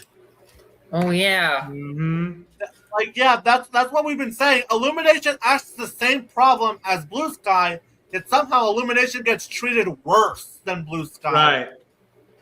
Which Even though I they have find basically the same issue. so mystifying. Look, I don't wish the worst for Illumination, but I do think that they should improve. Hell yeah, they should. Although people really do need to stop treating Illumination like it's worse than Hitler. Right. Or hell. I mean, look at Sony Pictures Animation. They had Metacritic scores far worse than they did, and look at them now. Now they've recovered significantly. Like, Yeah. I recall one person literally saying that Illumination should abuse their employees in order to make a good movie. Holy shit! You mean like overworked them? Like MAPPA animators? Or Sony, what they did with Across the Spider-Verse. Right. Oh, god damn! Fucking No, no, Illumination should not do that at all. Seriously, I find that very fucking unlikely, what? though. Yeah, but yeah, like it's surreal to think that in 2017, one of Sony's worst years ever, where we got the movie, where we got Surf's Up 2 Wave Mania, the Emoji Movie, and The Star, as well as going into 2018 with the 2018 Peter Rabbit movie. They ended up recovering quickly once Spider-Man Into the Spider-Verse came along. Mm-hmm. Yep. That was one Now of let their me. Okay, best ones. like I said again, the Emoji Movie had a Metacritic score worse than all of Illumination's movies. That's a fact. Mm-hmm. Sony All right. had it worse than Illumination with the critics. That's a fact. At least We until know. 2018, that is. All right, I'm going to continue. The Right. animation here is actually really good. The humor actually mostly works. Yeah. The editing is actually really good, and there are the pop culture references here are actually really clever, and the movie's ending was actually pretty good. As for now, this movie is not without its flaws. As for story, or no, I already mentioned the story. Some of the humor doesn't land. The pacing in some spots the pacing of the second half was really, really off. And some of the characters are really annoying. Take Goomy, for example. Although, yeah, even though, yes, Trey Parker did actually give out a good vocal performance in the film, and I did say that. And I did say that he was my favorite vocal performance of the film. But I do agree that Goomy himself is a pretty annoying character. But otherwise, I actually really liked it. I'm giving this an 8.5. I'm giving this an 8 out of 10 or B plus. All right. Now let's move on to the two peaks. Right. First off is Spider-Man Brand New Day. And sadly, this is where I'm going to have to get into a little bit into spoiler territory on this one. So Put up the You've spoiler been tag warned. so that way I can mute myself and mute my screen. All right. I sure as So- hell cannot wait for So Beyond please- the Spider-Verse. So please let me know when the spoiler tag goes down in the chat. all right, all right. So Spider-Man Brand New Day was interesting because of all the things. This was the one that I was very skeptical going into, especially after No Way Home gave a fantastic ending to Tom Holland's MCU Spider-Man. So when this was announced, and the one thing that you did hold on to hope is that John Watts wasn't going to be on board, and instead it's given from the director of Shang-Chi. And let me address one and let me address one criticism throughout the whole trilogy that a lot of people that I do not agree with is that they should flat out give Spider-Man they should have given Spider-Man his own villain, even though technically speaking, because Spider-Man has to reestablish himself with the MCU, technically they have to find a reason for why the villains have something against Peter. Usually because he's connected to the Avengers. Mm-hmm. And spoiler alert, because this movie brings back because every MCU Spider-Man movie had him interacting with at least one MCU character. Like in Homecoming, he had Iron Man. In Far From Home, he had Nick Fury, even though he wasn't real for most of the film. In No Way Home, he had Doctor Strange, and I guess if we want to count outside MCU forces, like of course all the other like Andrew and Tobey Spider-Man and Brand New Day, you see a handful of other MCU characters from other franchises in this movie. Like you see the Hulk, you get to see the Hulk in this movie, you get to see Yelena in this movie, and you get to see, of course, spoilers for our villain, Jean. You have him interacting with the Punisher, and of course there's Jean Grey from the X-Men franchise, even if it's not the same from the Fox movies. Right.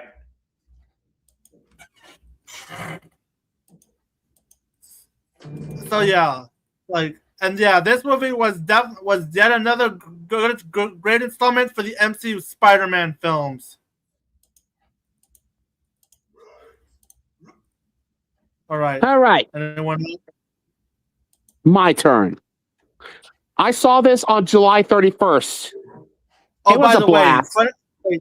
By the way, when I went to go see Brand New Day, I saw this one in 3D as well.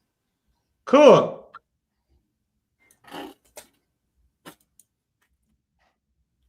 All right. Yeah, this was a blast. I agree. The story here is a fantastic follow-up to No Way Home. The writing is terrific. This is some of the best writing I've seen for a film this year.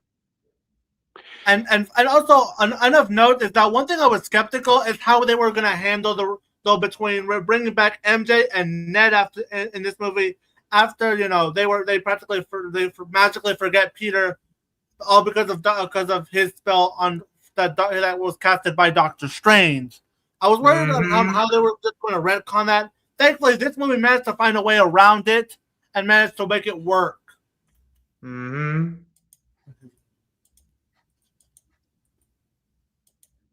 Right on. The acting is just terrific. The directing is excellent, and the acting is excellent. Especially from Tom Holland as Peter Parker. Tom Holland still got it. And we're going to be talking about another film that has both Tom Holland and Zendaya in this film in a bit. And John Bernthal.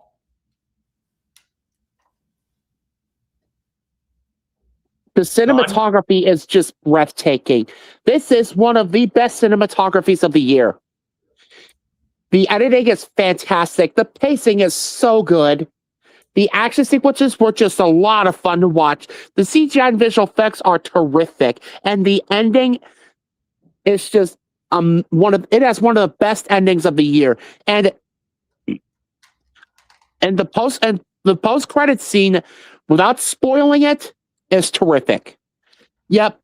10 out of 10 or an A+. This was a welcome addition to the MCU for sure. All right. And my last review. Wait a minute. And Razor, do you have any more input on this? I thought it was pretty good. As someone who's not crazy about the Tom Holland Spider-Man movies, look, if you like them, that's fine. But I wanted to like No Way Home, but No Way Home gets worse the more I think about it. But that's for another time. I like this film. Like, this film felt like it was like. See, and I also, for the record, I don't hate Tom Holland's Spider-Man movie. Tom Holland as Spider-Man. This Tom, like, he was given the right material. Like, I feel like he can shine if given in the hands of the right writer. And this is an example. And I enjoyed it. Like, I have some issues such as some pacing, but I enjoyed this film. And I'm not sure I'm going to be seeing Doomsday, but I enjoyed this film. Like, this felt like the classic Spider-Man. I had some issues. Like, one issue, I'm going to say this with spoilers. Come on, at least put May near Ben's tombstone. It would show, like, have a bit of extra meaning for fans. And I enjoyed it. Yes. Yeah, because I'm really glad they're finding a way at integrating the X-Men into the MCU this late in the game. Yeah, because of course. Because like I said, the Jean Grey in this movie is not the same Jean Grey we've seen in the Fox movies.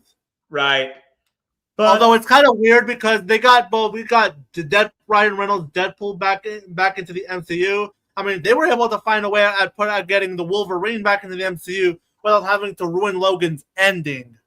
Right. Of course, I'm a bit not too sure with the MCU, but I'm actually planning to do a video like on the MCU, like, because there were some other factors, but I'm saving that for another time. Not too sure how to feel about Doomsday, because, because originally they were going to have Kang be the big bad, but Jonathan Majors got exposed, which they should have just recast him. But even more so, because of the current state of the MCU and the current state of the Russo brothers, given their recent track record, I'm very skeptical for Doomsday. Yeah, I am absolutely not. I am dreading Avengers Doomsday. Yeah, I'm more skeptical towards it. And one thing I should note another thing, like, well, part of me is glad to see Robert Downey Jr. back in the MCU to an extent. He's not Romani. They should have got a Romani actor to play Doctor Doom. Him being Romani is crucial to the character. I just hope I'm just hoping to God Doomsday doesn't pull a stupid ass twist where it's actually Iron Man's dead body in there. Yeah. Worst case scenario. That would be horrible if they pull a twist like that. Yeah. And I enjoyed this film for the most part, and that's coming from someone who didn't like the previous MCU Spider-Man movies, which, to be clear, I don't hate Tom Holland's Spider-Man. I liked it. I think he could be good, and I plan to explain more in the video. And I will say more with this stuff, I'm not going to pull other factors in the MCU, like declining quality. I'll say more in the video. Yeah, but anyway, I enjoyed it. And now we get now to the big our next review is The Odyssey. Mm-hmm. And before we talk about that, we need to address a certain little controversy surrounding that's been going for months on end on this film. I'm reviewing the spoilers because I need Matt to be involved here. Yes. And So, there's also, is this unfortunately, is this another another spoiler? controversy. Yes. Oh yeah, I forgot. I remember Yeah. the whole bullshit surrounding the casting, specifically Lupita Nyong'o and Elliot Page. Which, What the fuck happened? and they were saying, which first of all, Lupita Nyong'o is beautiful, so she already fit the criteria of Helen of Troy. Like, No Helen of- shit. No and shit. furthermore, there were people of color in ancient, like, these people were getting uptight over a black Helen of Troy. Yet they had no issue with actual Greek actors, playing Greeks. And Yeah, furthermore, Here's the other thing. another actually A point with black this. person a black They- person playing Helen of Troy is nothing new. And also, they don't address this whitewashing that's been happening even before cinema was a thing. Andromeda, she is stated to be Ethiopian. She's stated to be Ethiopian. Like, she's from Ethiopia, so it wouldn't be a stretch to believe she's black. And some later stories described her as dark-skinned. Yet I'm all trying to these figure out paintings what depict her as white. Wait, The grifters can go eat a dick. Eat a Yeah, cactus really. and you'll like it. Hopefully Yeah, they sit on a cat. Hope they sit on. Hey, hope they sit on a bed of nails and eat a cactus. oh, Yeah. easily. All But right. Unfortunately, Can I there is just one pull- can I just controversy pull that I the- feel that needs to Okay, be I'm gonna addressed. review this movie and then head off. So I'm gonna Okay. go ahead and review this. Before we do this, I'm gonna I go need- first. Hold on. I need to pull up the relevant TV tropes pointer. Come on. There was a screen cap I took. I think this was it. Oh, Was this by it? the way, Neurotic, you don't get to call this movie an epic disappointment when you've been bashing the crap out of this movie for months on end. Yeah. Right. Fuck you, Neurotic. By the way, I had my mic muted as well as my headphones off while you were discussing the previous movie. Screw you, Alex, for basically mistaking that substance for jizz. I mean, That was very here we go. disgusting. Here we go. Here's the pointer that I need to pull up from TV tropes. This is from the YMMB page of Christopher Nolan's The Odyssey.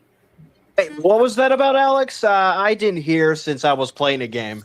It was something regarding Spider-Man: Brand New Day. Yeah. He said that the substance that was in that movie looked like jizz in his spoiler review. Oh, that's definitely technical I've seen difficulties that. worthy. Oh, I've seen that clip. Oh, yeah. Thanks for reminding me. Right. Yes, he legitimately said that. And yes, All right. Speaking of Alex, I did manage to find his stupid review, his stupid rant on the Mandalorian and Grogu, and Yeah, I but I managed already to fork it downloaded it. over. I downloaded it, but let's move back, Yep. get back to the Odyssey. And Yeah, can And- we and let is it gonna be another Ethan spoiler review? it? All right. no, not really. Not I'm for gonna- this one. All right, I I'm gonna don't- review I don't this. want- Okay, I'm gonna review this real quick. Then I'm heading off. All right. All right. So the Odyssey. What can I say? It's yet It's another fantastic. Christopher Nolan masterpiece. Yep. The story here is really engaging. Like, holy shit. This says one of the best plots of the year. The screenplay and directing, both done by Christopher Nolan himself, are superb. The acting is just terrific, especially from our main lead. Mm-hmm. The cinematography is just breathtaking. This is one of the best cinematographies of the year. The editing is fantastic, and the pacing is so damn good. The visual effects are excellent, and that ending, holy shit, was fantastic. And I forgot to mention the musical score. Excellent. Fantastic. I'm giving this a 10 out of 10 or an A+. Of course. What were you expecting? Anyway, I'm off now. All right. See ya. And to add more additional thoughts on the Odyssey, not only did yet another triumph for Christopher Nolan yet again. Again, grifters are fucking stupid. But then again, it's a technical advancement.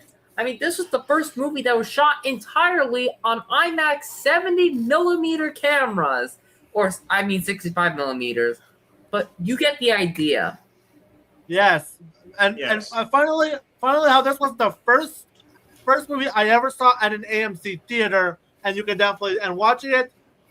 For once, I didn't feel like wanting to like this movie didn't make me want to check what time is it, because this movie could have gone for another hour, and I would still not be bored by it. Okay. Oh, I have to have dinner now. Sorry. See ya. Oh, all right. I'll be back. Well, wait a minute. We still have a few other films to get to towards, so I'll try to stall for a little bit. Well, okay. Well then make this the time I where have to we eat will. dinner now. We really have to eat dinner, All right. But I'll try to join again. All right All then. right. We'll make this the time where we make our addressing statement. All right. Sounds good. See ya. All right. All right. Later. So you guys may Movie Cartoon Fanatic already shared this in the server, but you might know about an individual that goes by the name of Kawaii Life Antonio. Otherwise known as T. Fanberry. Who was exposed for dating a 13-year-old at the age of 20 during the pandemic year? Yep, that's What? and he also simmed for the main characters in an Australian animated series by the name of Kuku Harajuku. Which, by the way, that review that Sean has is not even done yet. Wait. What the hell am I hearing again? This is not a joke. Wait. Something. You're talking about Cosmodor, right? No, this is not Cosmodor. This is not Cosmodor. This is yes. This Then is an individual. Then who the hell is it? Kawaii Life Antonio. I'll type it. I'll type it to you. I'll show in the you. chat. It was on. I'll show you in question. I had it retweeted on my own. I'll show you in question the scumbag that we're talking about. Okay, Why that's Life Antonio? Otherwise known as T. Fanberry on Blue Sky. I'm not even kidding. I really thought that I could trust this individual. Oh boy, was I forsaken.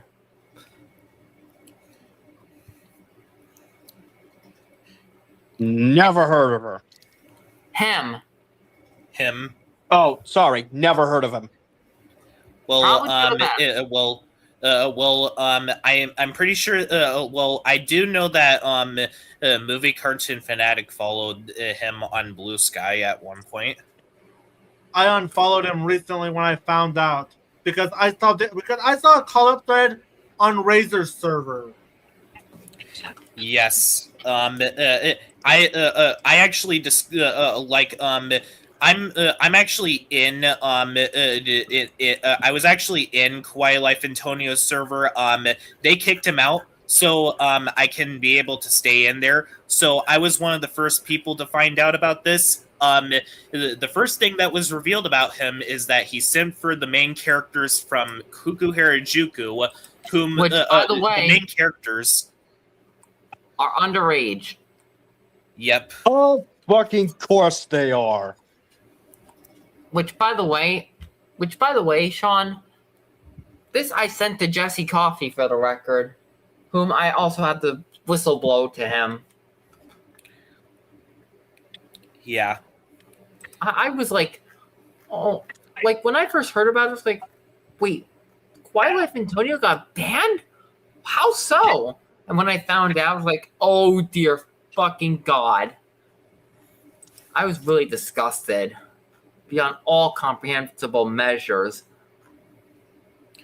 Yeah, and that's not even and him sipping for the characters from Kuku Harajuku is not even the worst part.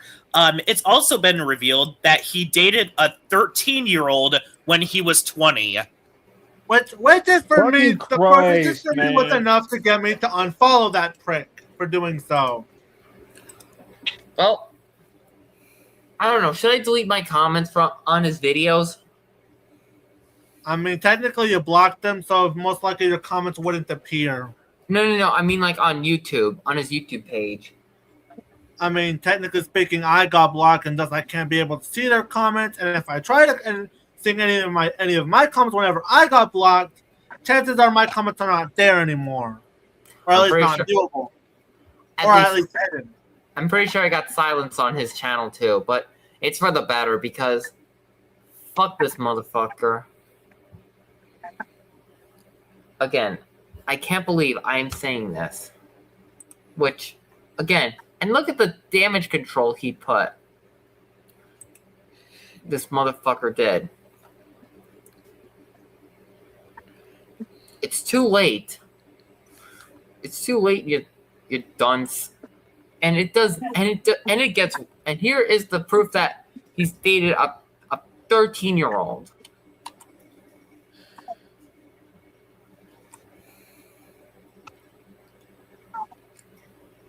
Wait. I believe there was a, Mother of God. like I can't even make this shit up. This is something that you can't defend now. And now I'm guessing I have to take over. Now we need to do like a little script checking call. Yes. Just to make this clear, I'm not going to go through the hassle of taking down the videos where he is credited at the end. Although I did at least take him out of the description of those upcoming videos. Although, if you do really want to go through with it, you might want to also like edit your comment on your pinned comment and say the script checker has been outed for doing some very bad things.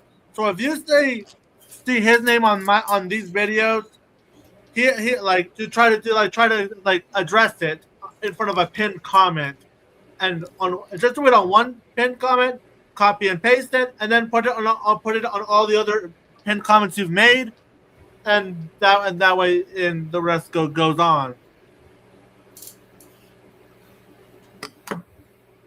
Well, yeah. So what are we gonna do now? I mean, because now we can't have him credited on the videos that have not been released, like Escape from Planet Earth, Cars 2. Well, I already went through the effort of removing him from the scripts entirely, and he's going to be excluded from those videos entirely. I'm more referring to the finished ones where he is credited at the end, but I already removed him from the description and also made a note about me no longer being associated with one of the script checkers. I mean, I can censor it, but I don't have the master copies. I only have the 720p versions. Do you still keep the master copies that you exported from CapCut?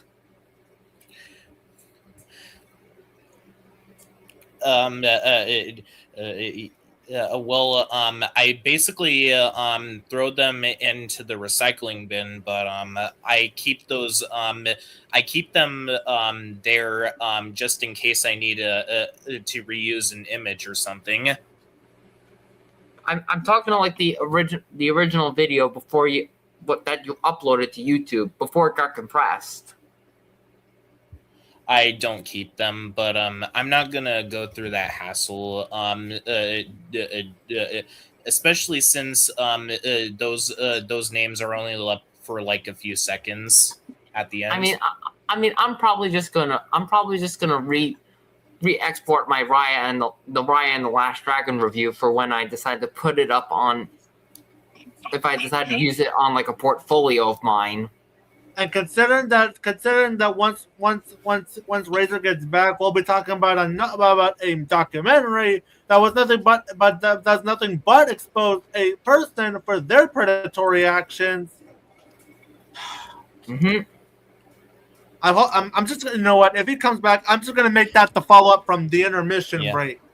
Yeah. There are some. There are honestly some things that I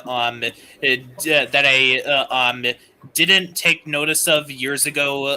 Since I thought that this guy was a nice guy years ago, but he got overly defensive whenever people said that they didn't like Kuku Harajuku, saying that the show got better around the second season, but here's the thing about that. Season 2 is hard to find, right? Yeah, a lot of the episodes after season 1 are pretty difficult to find. So yeah, and the most exposure that people really got with the series was when it was aired on Nickelodeon. So not a lot of people are going to know if the show even improved or not. Although I question how he was able to find those seasons 2 and 3 out. Well, apparently, original release. According to a video that he released years ago, he was able to watch the episodes when they aired on Nick Jr. So review going off memory, eh? Mm-hmm. I really hope one day those episodes turn up, because we still need to eviscerate that series.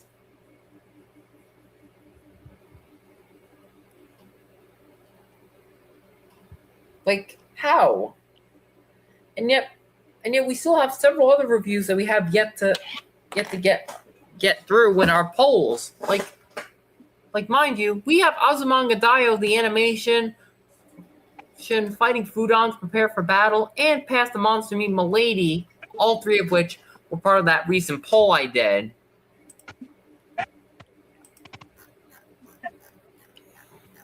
And I'm gonna say this right now.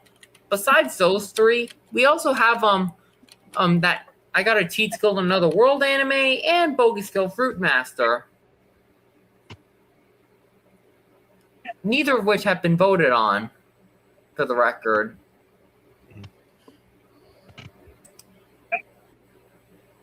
Ugh. I can't believe it. I truly can't believe it. Like how bad Kawaii Life Antonio turned out to be. So, to Kawaii Life Antonio, I need to get the lights on. It makes me glad I never had any interactions with this guy, like at all. Maybe I'll follow on Blue Sky, but that was about it. Yeah. By the way, this guy getting overly defensive about Kuku Harajuku is actually how I first met this guy. So that really goes to show how obsessed that he is with the show. So basically, fuck you.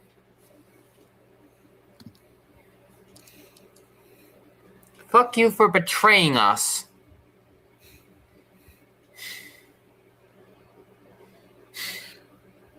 Fuck you for betraying us, Kawaii Life Antonio. MCF, your turn. And I mean, this mostly applies to Sean and I, because I met Sean and Kawaii Life Antonio. Whereas, even though I am in Sean's server, I don't really interact in there all that much. If anything, I'm way more active. I used to interact in his server briefly, before I got into your server, MCF. Yes, if anything, I'm way more active in either Razor's server, Ethan, or Ghost Stargal's server. Those I'm more active on. Speaking of which, I have yet to enter Stargal's server. Will she ever send out an invite? I mean, I don't really know. You can just go ask. Okay, sure, but Well, I mean, Movie Cartoon Fanatic sent a link to her server when Movie Cartoon Fanatic was about to shut down his old server. Yeah. If like so I, basically, yeah, when the old server was about to go under. because it was mainly due to the drama at the time because it's basically we don't really want to bring that up. Like I don't really want to talk about that We're not- infamous drama Let's because it keep, caused. let's keep that canned away, and I'm withering out in the graveyard. All right. All right. We and in the meantime, while Razor's still gone for a bit, let's also bring up a couple of intermission films because unless we have other important announcements, yes, there are a couple of streams I'm actually planning on for the preceding future. Like of course, the end of the month we're going to be talking about the Powerpuff Girls. And I don't know what's going to happen. Private chat and don't say it. Yeah, in September and October. With October, I'm tempted to actually binge The Courage the Cowardly Dog in preparation for October. Oh wait, there's Razor's back. All right, finally. Back. Sorry for the wait. Whew. All right. Now we can finally get the sick twisted mind of EDP 445. Well, wait, because we saw that because we actually watched that movie in August and it came out. Yes, that's an August movie technically. Oh, no, it is a movie. It is an August movie. But we do have another individual who's been exposed, just like, of course, to Y. Antonio, and that is Jared motherfucking Leto. Here we go. Yep. How bad is Jared Leto again? Oh yeah, I forgot. He's bad. Yeah. Garrett, to take it away. Take the center stage on this one. If he already wasn't bad before with his portrayal of the Joker and the fact that he was practically boxed off his poison, he already killed stuff like Blade Runner, he killed stuff like Tron, he killed Blade Runner, he killed Tron, he killed practically the Sony Spider-Man universe, even though that one we already killed itself even before Morbius, and of course he killed Masters of the Universe. Mm-hmm. And all of that finally came to light where if running a cult wasn't bad enough, he was exposed for doing some very inappropriate things in his 40s. Yes. And with minors. If I had a nickel for every time an actor had done inappropriate things to minors in his 40s or 50s, I'd have 2 nickels. Cough, cough, Mick McNogna. Cough, cough. Actually, unfortunately, with what you're saying, this is not a new phenomenon. I can name various celebrities, specifically musicians, who engaged in inappropriate relationships with minors. Elvis Presley, Jerry Lee Lewis, Bill Wyman, Jimmy Page, Gary Glitter, Steven Tyler, Ted Nugent, Anthony Kiedis, and the list goes on. And of course, then we have actors like Woody Allen, Jerry Seinfeld, and also back to musicians, we also have R. Kelly, which a documentary covering him was surprising and R. of Kelly. course, perhaps the worst offender, Ian Watkins, which if you don't know what he did, if you look up what he did, don't say I didn't warn you. And I felt no sympathy when he was killed in prison. Wait, who's Ian Watkins again? An actor? He is a musician, the singer of Lost Prophets. If you look up what he did, don't say I didn't warn you. Oh boy. And going back to Jared Leto, as if killing franchises wasn't enough, as if being a terrible actor wasn't enough, as if running a cult wasn't bad enough, and as if being a he asked to work with.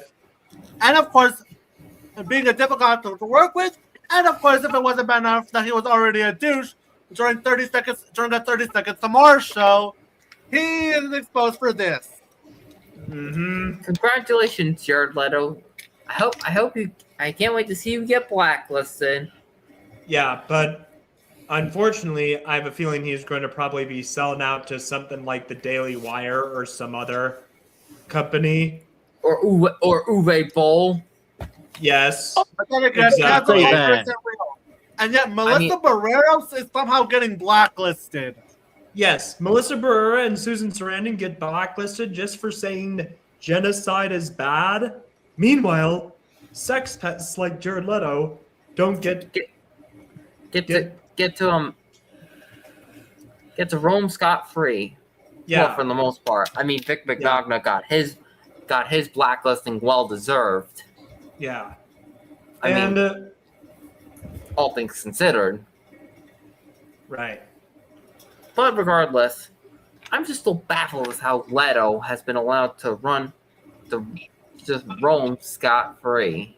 As I mentioned before, many musicians, like I mentioned Steven Tyler, and as a Aerosmith fan, it hurts, but I can say screw him without hesitation, because Steven Tyler engaged in this inappropriate in the 70s, back when at Aerosmith's peak, and now finally it seems like he's facing justice for what he did.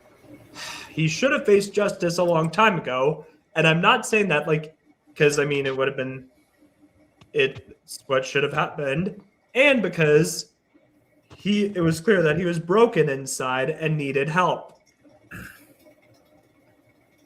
And I say that as a fan of Aerosmith. But anyway, this documentary, it features testimonies from Jared Leto's victims and people who worked with him. Somebody, I forget the exact stuff, but he was a tour manager or something.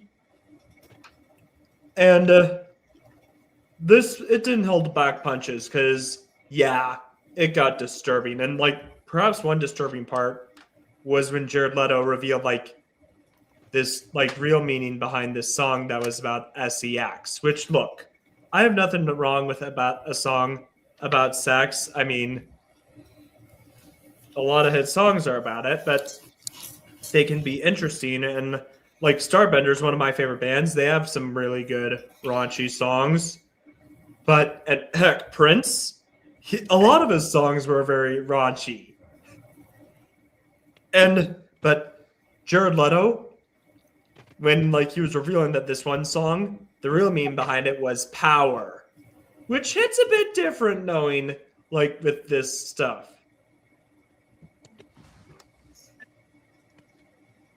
Recently, Jared Leto managed to lose his role in a movie recently. Yeah, which and it's 30 seconds. It's a start.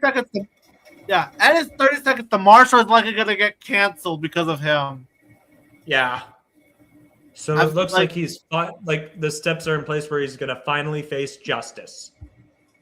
We already hate Jared Leto as just an actor, but if that was the only thing we had to hate him for, then we wouldn't really care about him. But the fact that he's both a terrible actor and a terrible person, Jared Leto, fuck out of here. I did watch Masters of the Universe movie recently. However, as far as Jared Leto is concerned, that is the last time I'm ever going to watch anything in relation to Jared Leto ever. Mm-hmm. Well, unless he's in an animated film with a theatrical release, which those I have to watch obligatorily. Mm-hmm. But aside from that, thankfully he has no voice acting credits, so thankfully I don't have to worry about him in anything. But still, right? If Jared Leto is in anything, I'm out of here. It's instantly blacklisted. Mm-hmm. I'm guessing it'll be instantly blacklisted. But speaking of blacklisting, I wanted to blacklist Cocomelon the movie for obvious reasons. But sadly, I'm pretty sure you can't because... And take it away, please. Wait. Pretty sure you can't blacklist that garbage because... It's an animated film with a theatrical release? Yeah. I'm saying I'm keeping away from that movie with a 10-foot pole. Mm-hmm. Look, I'm just gonna come out and say, I'm just gonna go ahead and say this right now. DreamWorks, why are you suddenly doing these movies? Like, first you did the movie that got movie cartoon fanatic to delete his old server, and now you're doing this. Like, what is with this path that you've been going on recently? Yeah. It's a really bad route. And I will It's a say bad this. route. As Like, bad and- as and- Megamind 2 was, which I still refuse to see it, let alone most part acknowledge its existence, it at least knew its place to be on streaming. Yeah, Wait, which one? Mega Man like I versus said, the Gabby's Doom Dollhouse Syndicate? movie, like Gabby's Dollhouse caused a lot of turmoil. Like, even ignoring my own, both Z and Isaac Carsey also got shit for it as well. I am not watching Gabby's Dollhouse the movie specifically for that reason alone. Like, Isaac Carsey literally got little Timmy to keep harassing him, and Z got called a loser all because they said that they refused to watch it. I mean, good thing I did not hear about it until afterwards. So I was able to steer clear of harassment aside from a certain Nazi VTuber. But still. Right. All right. And now these next two movies, we're going to put them together solely because they're practically the same in terms of quality, and they're part of a genre we hate. Right. Which one? The Bay and Devil's Mouth. I watched The Devil's Mouth earlier today recently, and it was awful. Mm-hmm. That must First of all, can we Gone. stop with these shark horror movie slop? Yes. There's so much, like, that sharks can be done in movies besides be generic movie monsters. Like, we could get I don't know. Hold on a sec, let me get them.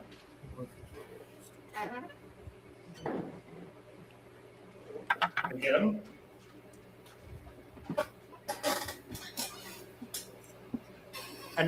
An adaptation of the Shark Wars book series.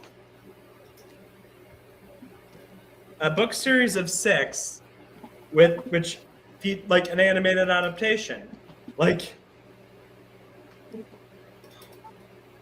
And they have a diverse species, and they kill off characters throughout the series, and it's bloody, but I mean it's sharks. And it got emotional. Like, there was this one character that I was unsure about it, because that's how. What you pulling up, Razor X? I was putting the books back in the shelves, but anyway, the Bay. I'll give it credit. It used a tiger sharks instead, but for the most part, it was just nothing happening. Really, there's this line in this Iron Maiden song, Rhyme of the Ancient Mariner, water, water everywhere. That's what it felt like with watching this song, and it was just not even a so bad it's good movie. At least with Thrash, it was a movie that I could enjoy, one could enjoy under the influence and riff on. With The Devil's Mouth, okay, I applaud them for using the bull shark instead of the overused great white, but though I should note, despite being a bull shark, it felt overly massive. Bull sharks usually grow to 7 to 11 feet long. Here, this bull was around the size of a tiger shark or a great white, which are usually 10 to 14 feet or 12 to 16 feet, respectively, though there have been reports of 20-footers.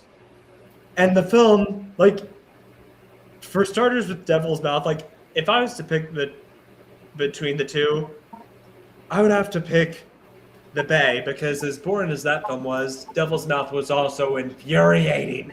The cast was made up of unlikable idiots who report repeated warnings and keep making foolish decisions. There's a scene and even more so at the beginning, when we see Caitlin Dever's character actually suffer and get tortured for at least the first half of the film. Yes, exactly. Way to set the film. And also, there's this other part where, like, they're in this part. The part when they're in the cave, part of the cave with bats.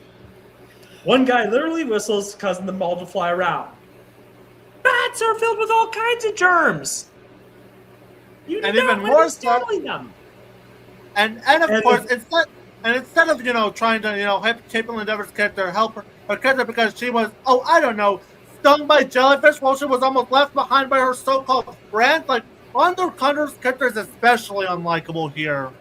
Yeah. And the film was its sluggish pace made the film feel like longer than it honestly was.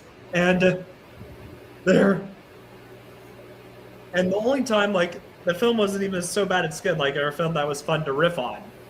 Aside from this one death that was so poorly executed, it was unintentionally hilarious. But that's it. And Seriously. and not to mention its ending also having again a cliched hallucination ending. Yeah. That isn't that annoying? Yeah, like Yes. seriously though, like this is like the third or fourth shark movie I've seen this year, and this one managed to be worse because spoiler alert, this was directed by Jeff Wadlow, the same guy who directed Kick-Ass 2 and directed some of the worst horror movies in recent memory, like Truth or Yeah. Dare and Fantasy Island, and of course Imaginary. Yeah, I'm starting to rethink things with Imaginary. Might have to rewatch it, but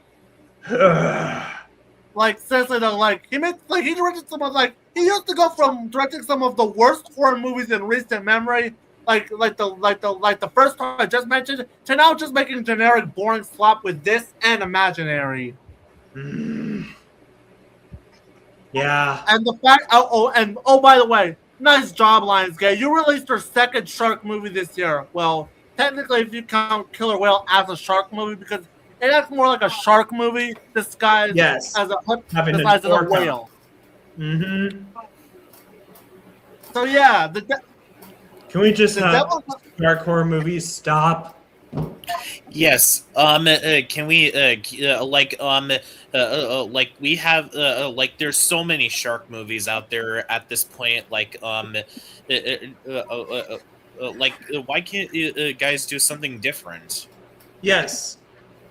And like what's worse is these movies have gotten into other animal genres. Like they're even infecting other animal genres. So yeah. There These was a films killer are- hippopotamus movie this year. Yeah. I plan to watch And it. I watched this one as well because spoiler, Hungry is nothing special. How do you fuck up a hippo horror movie? I've been asking for a hippo horror movie because I mean, they're an obvious candidate for animal horror movies. Hippos, they're big. I mean, I've yet to see this film, but they're big and aggressive. Like they kill more than lions, and they have a powerful bite, and those tusks. And this So one, yeah. so yeah, chalk this one up with the other three. Only difference is that I practically forgot everything after I even seen this movie. Because spoiler alert, after like the third or fourth killer, whatever animal you want to put in it, at this point you don't give a shit to remember everything about them. They're practically the same. All right. So now we move. So, all right. That being said, the next movie. The next film I watch is a movie called The Passenger. This is the third movie that stars Digimon Hansu this year. Digimon. And this was and this one was released by, and not to be confused with the other Passenger movie released by Paramount. This one was released by Vertical and Dark Castle Entertainment. Huh. So a case of like two movies sharing the same titles but being not related in the slightest. Exactly. Like, so yeah, like the main premise on this one is that Hansen plays Hassan, a Somali American shuttle driver who gets an offer from a mysterious passenger to take him from Minneapolis to Chicago. Unbeknownst to Hassan, his passenger has a dark and potentially catastrophic purpose. And for what it's worth, I guess it could. This was the best of. This was probably in the middle of Hansu's filmography for this year. Like, I do think Twisted is only slightly better, although it is slightly better than Thrash. Right. Because this one does have moments where it does have tension, although it also does go by a bit slow. And yeah, his passenger is pretty much a piece of shit. Mm-hmm. And there's really not much I can add for this one. Meanwhile, this one was the one that I also watched. Milky Way Subway, the Galaxy Limited Express, the movie. I mean, I still need to see it though. So here's a little bit of context about this one. This was a 47th movie that was basically nothing but a compilation of all of the episodes which you can actually watch on YouTube for free. Only difference is that there's only a little extra footage that wasn't from the show. I see. Kind of reminds me of another anime that had that ended up with a compilation film with additional footage from that was not shown in the actual anime itself. Yeah, I believe Cherry Magic 30 Years of Virginity Can Make You a Wizard had this exact same thing as well. Except that anime's movie was not released in the States. Yeah, and for the record, this is a Japanese animated short series, which this series aired from July to September 2025, and they were able to release a theatrical edit of the series on February 2026 in its country, Japan, and it's currently now on Netflix. And one thing I will praise is its animation, which looks really freaking good. If you actually watch this, if you're able to watch it. I'm pretty sure it's some really nice looking CGI. Yeah. And when you put all of these episodes together, they're just about 6 delinquents that are tasked with cleaning a train as part of a community service program. But when the train suddenly takes off, chaos ensues. Mm-hmm. I absolutely love that final third. And of course, some of the characters were pretty fun, and this were so far fun. Although my one problem is that because it's a compilation series of episodes all strapped into one movie, it's only 47 minutes long, and while you kind of appreciate what they were able to get with that runtime, it does feel way too short in my eyes to fully be better than it really is. I mean, the Cherry Magic anime film, at least that was at least able to be like an hour, even if it was like exactly an hour. But yeah, it is definitely interesting to think of that this was only 47 minutes and got itself in theaters. I mean, it's hard to see that nowadays. I mean, they used to do that back then. I mean, with those old matinee for shows, right? Yeah. And this movie is now the next one is the 5th installment of a franchise that I have yet to even watch, but I did watch this one out of curiosity. Descendants: Wicked Wonderland. Oh, they're still making these movies? Shockingly, and yet one place I went that I used to go to quite frequently, or I haven't been at as of late. They used to watch this franchise like it's a religion. For them. Not even putting like anime into consideration, like My Hero Academia or the Anne Shirley anime. So I never watched any of the Descendants films, so this is going as a newcomer, so this could change if I watch any of the others, because spoilers, this takes place after The Rise of Red, the 4th film, which has the lowest rating in all of Letterboxd, and it doesn't even have a 2-star rating. Think about that. The first 3 Descendants movies actually have almost 3 stars on Letterboxd. Generalized speaking, Rise of Red has 1.7 as of writing this. Holy fuck! And this takes place after, so I probably really don't know. But I will say a few things about it. That one, this one has Aquafina in it. Oh boy, Aquafina. Oh boy! I'm indifferent to her, but honestly, if her performances that we've seen in a few of the movies that she's been in are an indicator of anything, I am glad that she was not casted as Rosalina in the Mario Galaxy movie. oh yeah, I'm glad too. Now look, I'm indifferent to her. I think she can be entertaining if cast in the right role.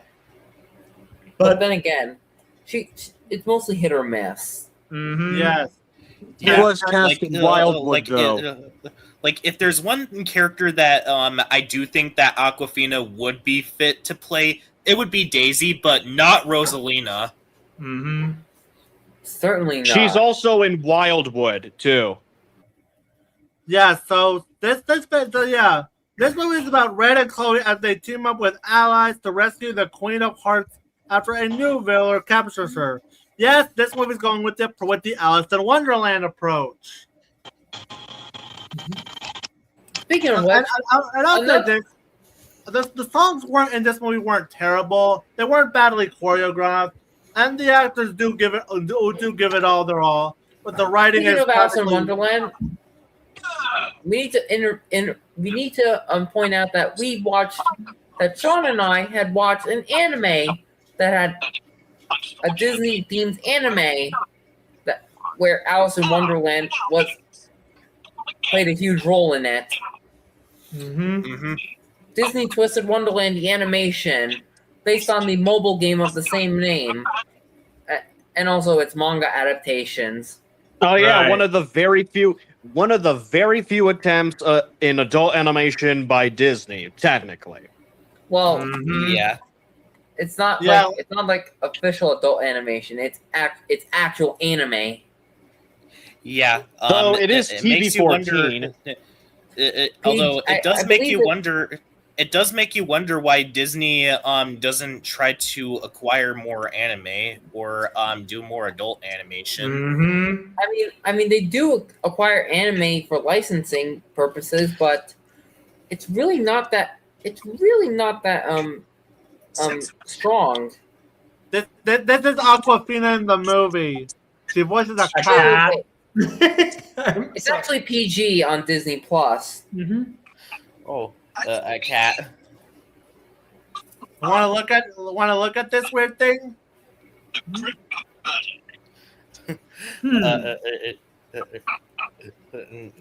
It's actually that cat actually looks pretty good. Speaking of which, way more better made than Moana. Despite the fact that this is a Disney Channel movie, somehow this looks better than the Moana remake. Crazy. That's just embarrassing. Speaking of which, why can't either that or Twisted Wonderland be put on like linear television? Like, I would love to see Twisted Wonderland be put on like Freeform or heck, possibly even ABC stations.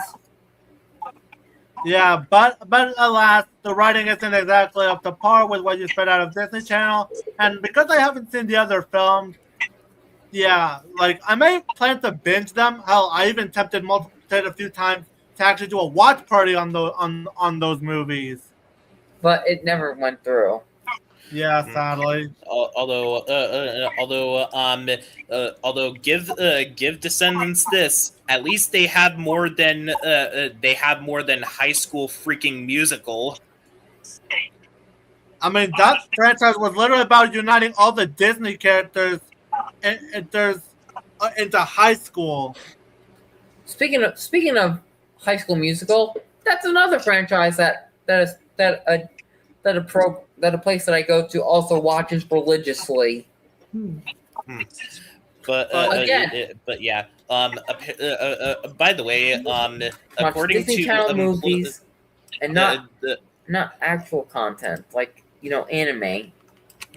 although according to Employee a Million, the pilot episode of Phineas and Ferb actually premiered after High School Musical 2, so that's literally the only relevance that High School Musical will ever have to Disney Channel at this point. So yeah, the next film That's quite a shocker.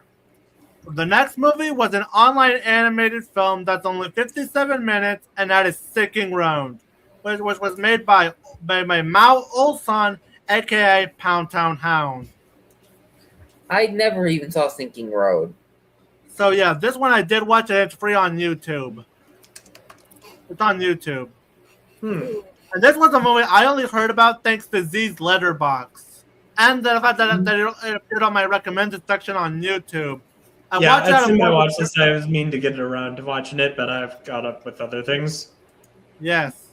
It's only 57 minutes, so you'll practically get it done quickly. So this song is about Dottie Duet.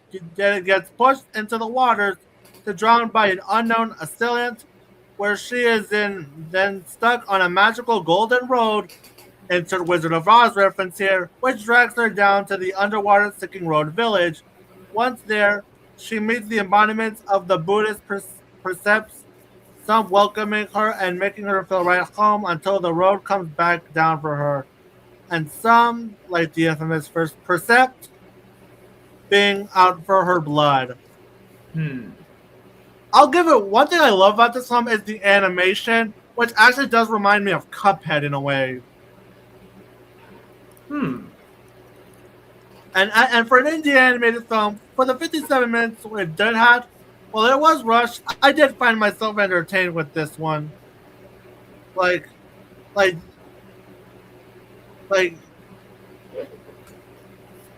it's definitely an interesting film from the film because much like Nothing Unusual, this actually did feel like the people behind this one actually cared about making something good. Unlike the jackasses at Rodfellows. Oh God! I'm sure the creator is a nice person. I refuse.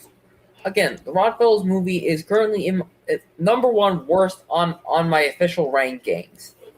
And even more so when I realized that the animation for Sicking Road was all done by one person with 7 years. Really? That's really surprising. I get to see Sinking Road. You need to send me the link to it. Yes. It looks. And this movie, in a way, it's gotta look really fantastic if it's. Yeah, and this film was based on the 7 deadly sins. The Perceiveds were based on the 7 deadly sins here. Speaking of that. And it was definitely it was enjoyable. Like, my favorite part is just seeing a drunk kid at a bar. Spoil, and if you want even more so, there's a Hatsune Miku cameo. Okay. So yeah, the next that's cool. I'm guessing the guy behind it must be a big Vocaloid fan. All right, I'm pretty sure Mal Olsen is a nice person, unlike DLE. Dan Pete. DLE, yeah, that's the same. Regardless, is this the last movie? Well, no, we have 1, 2, 3, 4, 5. We have 6 more to go. Oof! I don't know if I can make it through all these movies. All right, the next one from Razor. I already. Nice one. Yeah. Yeah. Right. So this was an interesting film. First, let me bring up what I have said on Letterboxd. Okay, so let's just say this film, I didn't know much about going into this film. All I knew that it took place in the 70s and was different from typical action movies. And apparently was directed by someone who I really like. I liked his other film, Old Henry. And while this film isn't on par with it, it's enjoyable. Let me just say, with all these 80s and 90s throwbacks, it's nice to see one that has a throwback to the 70s. We don't see much 70s throwbacks these days, not just in setting, but in style, and also the music from that era. It had some songs from that era, like Fleetwood Mac's Chain and some other songs. That's the one I can name off the top of my head. And there is minimal dialogue, and that works. And it lets the action speak for itself. And the action was intense. And my only issue was that the ending was a bit ridiculous. But overall, this is a film that I enjoyed seeing. And it was an action movie with innovation. All right. So the next film also came from you. Yep. Good one. Another Greek mythology themed stuff. Now, I'm not the most familiar with the musical that it's based off of, but this is one of those stage plays. It is about the love story of Orpheus and Eurydice, and intertwined with the complex relationship between Hades and Persephone. And this film was, to think this film came out the same weekend as Her Private Hell, it weaves together the story. And let me just say, the cast, they deliver amazing performances. The actor for Hermes, Andrew D. Shields, he's at the time of film, in filming, he was 79. Yet he still has this charisma and vigor, as if he was that he had back in his prime. And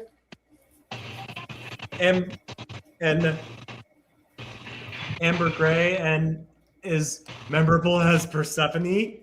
Patrick Page is commanding as Hades.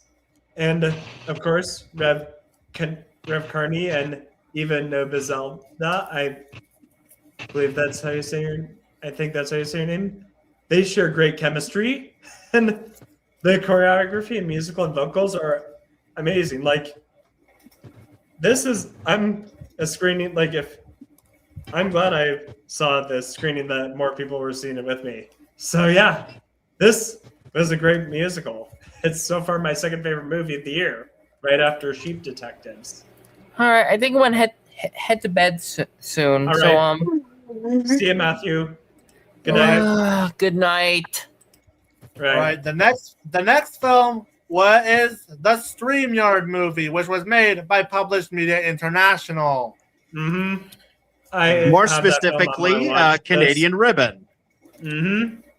Yeah, when I first discovered this and it had a Letterboxd page, I checked it out before Letterboxd decided to be jackasses and delete it off their page. I hate it when they do that. I hate it.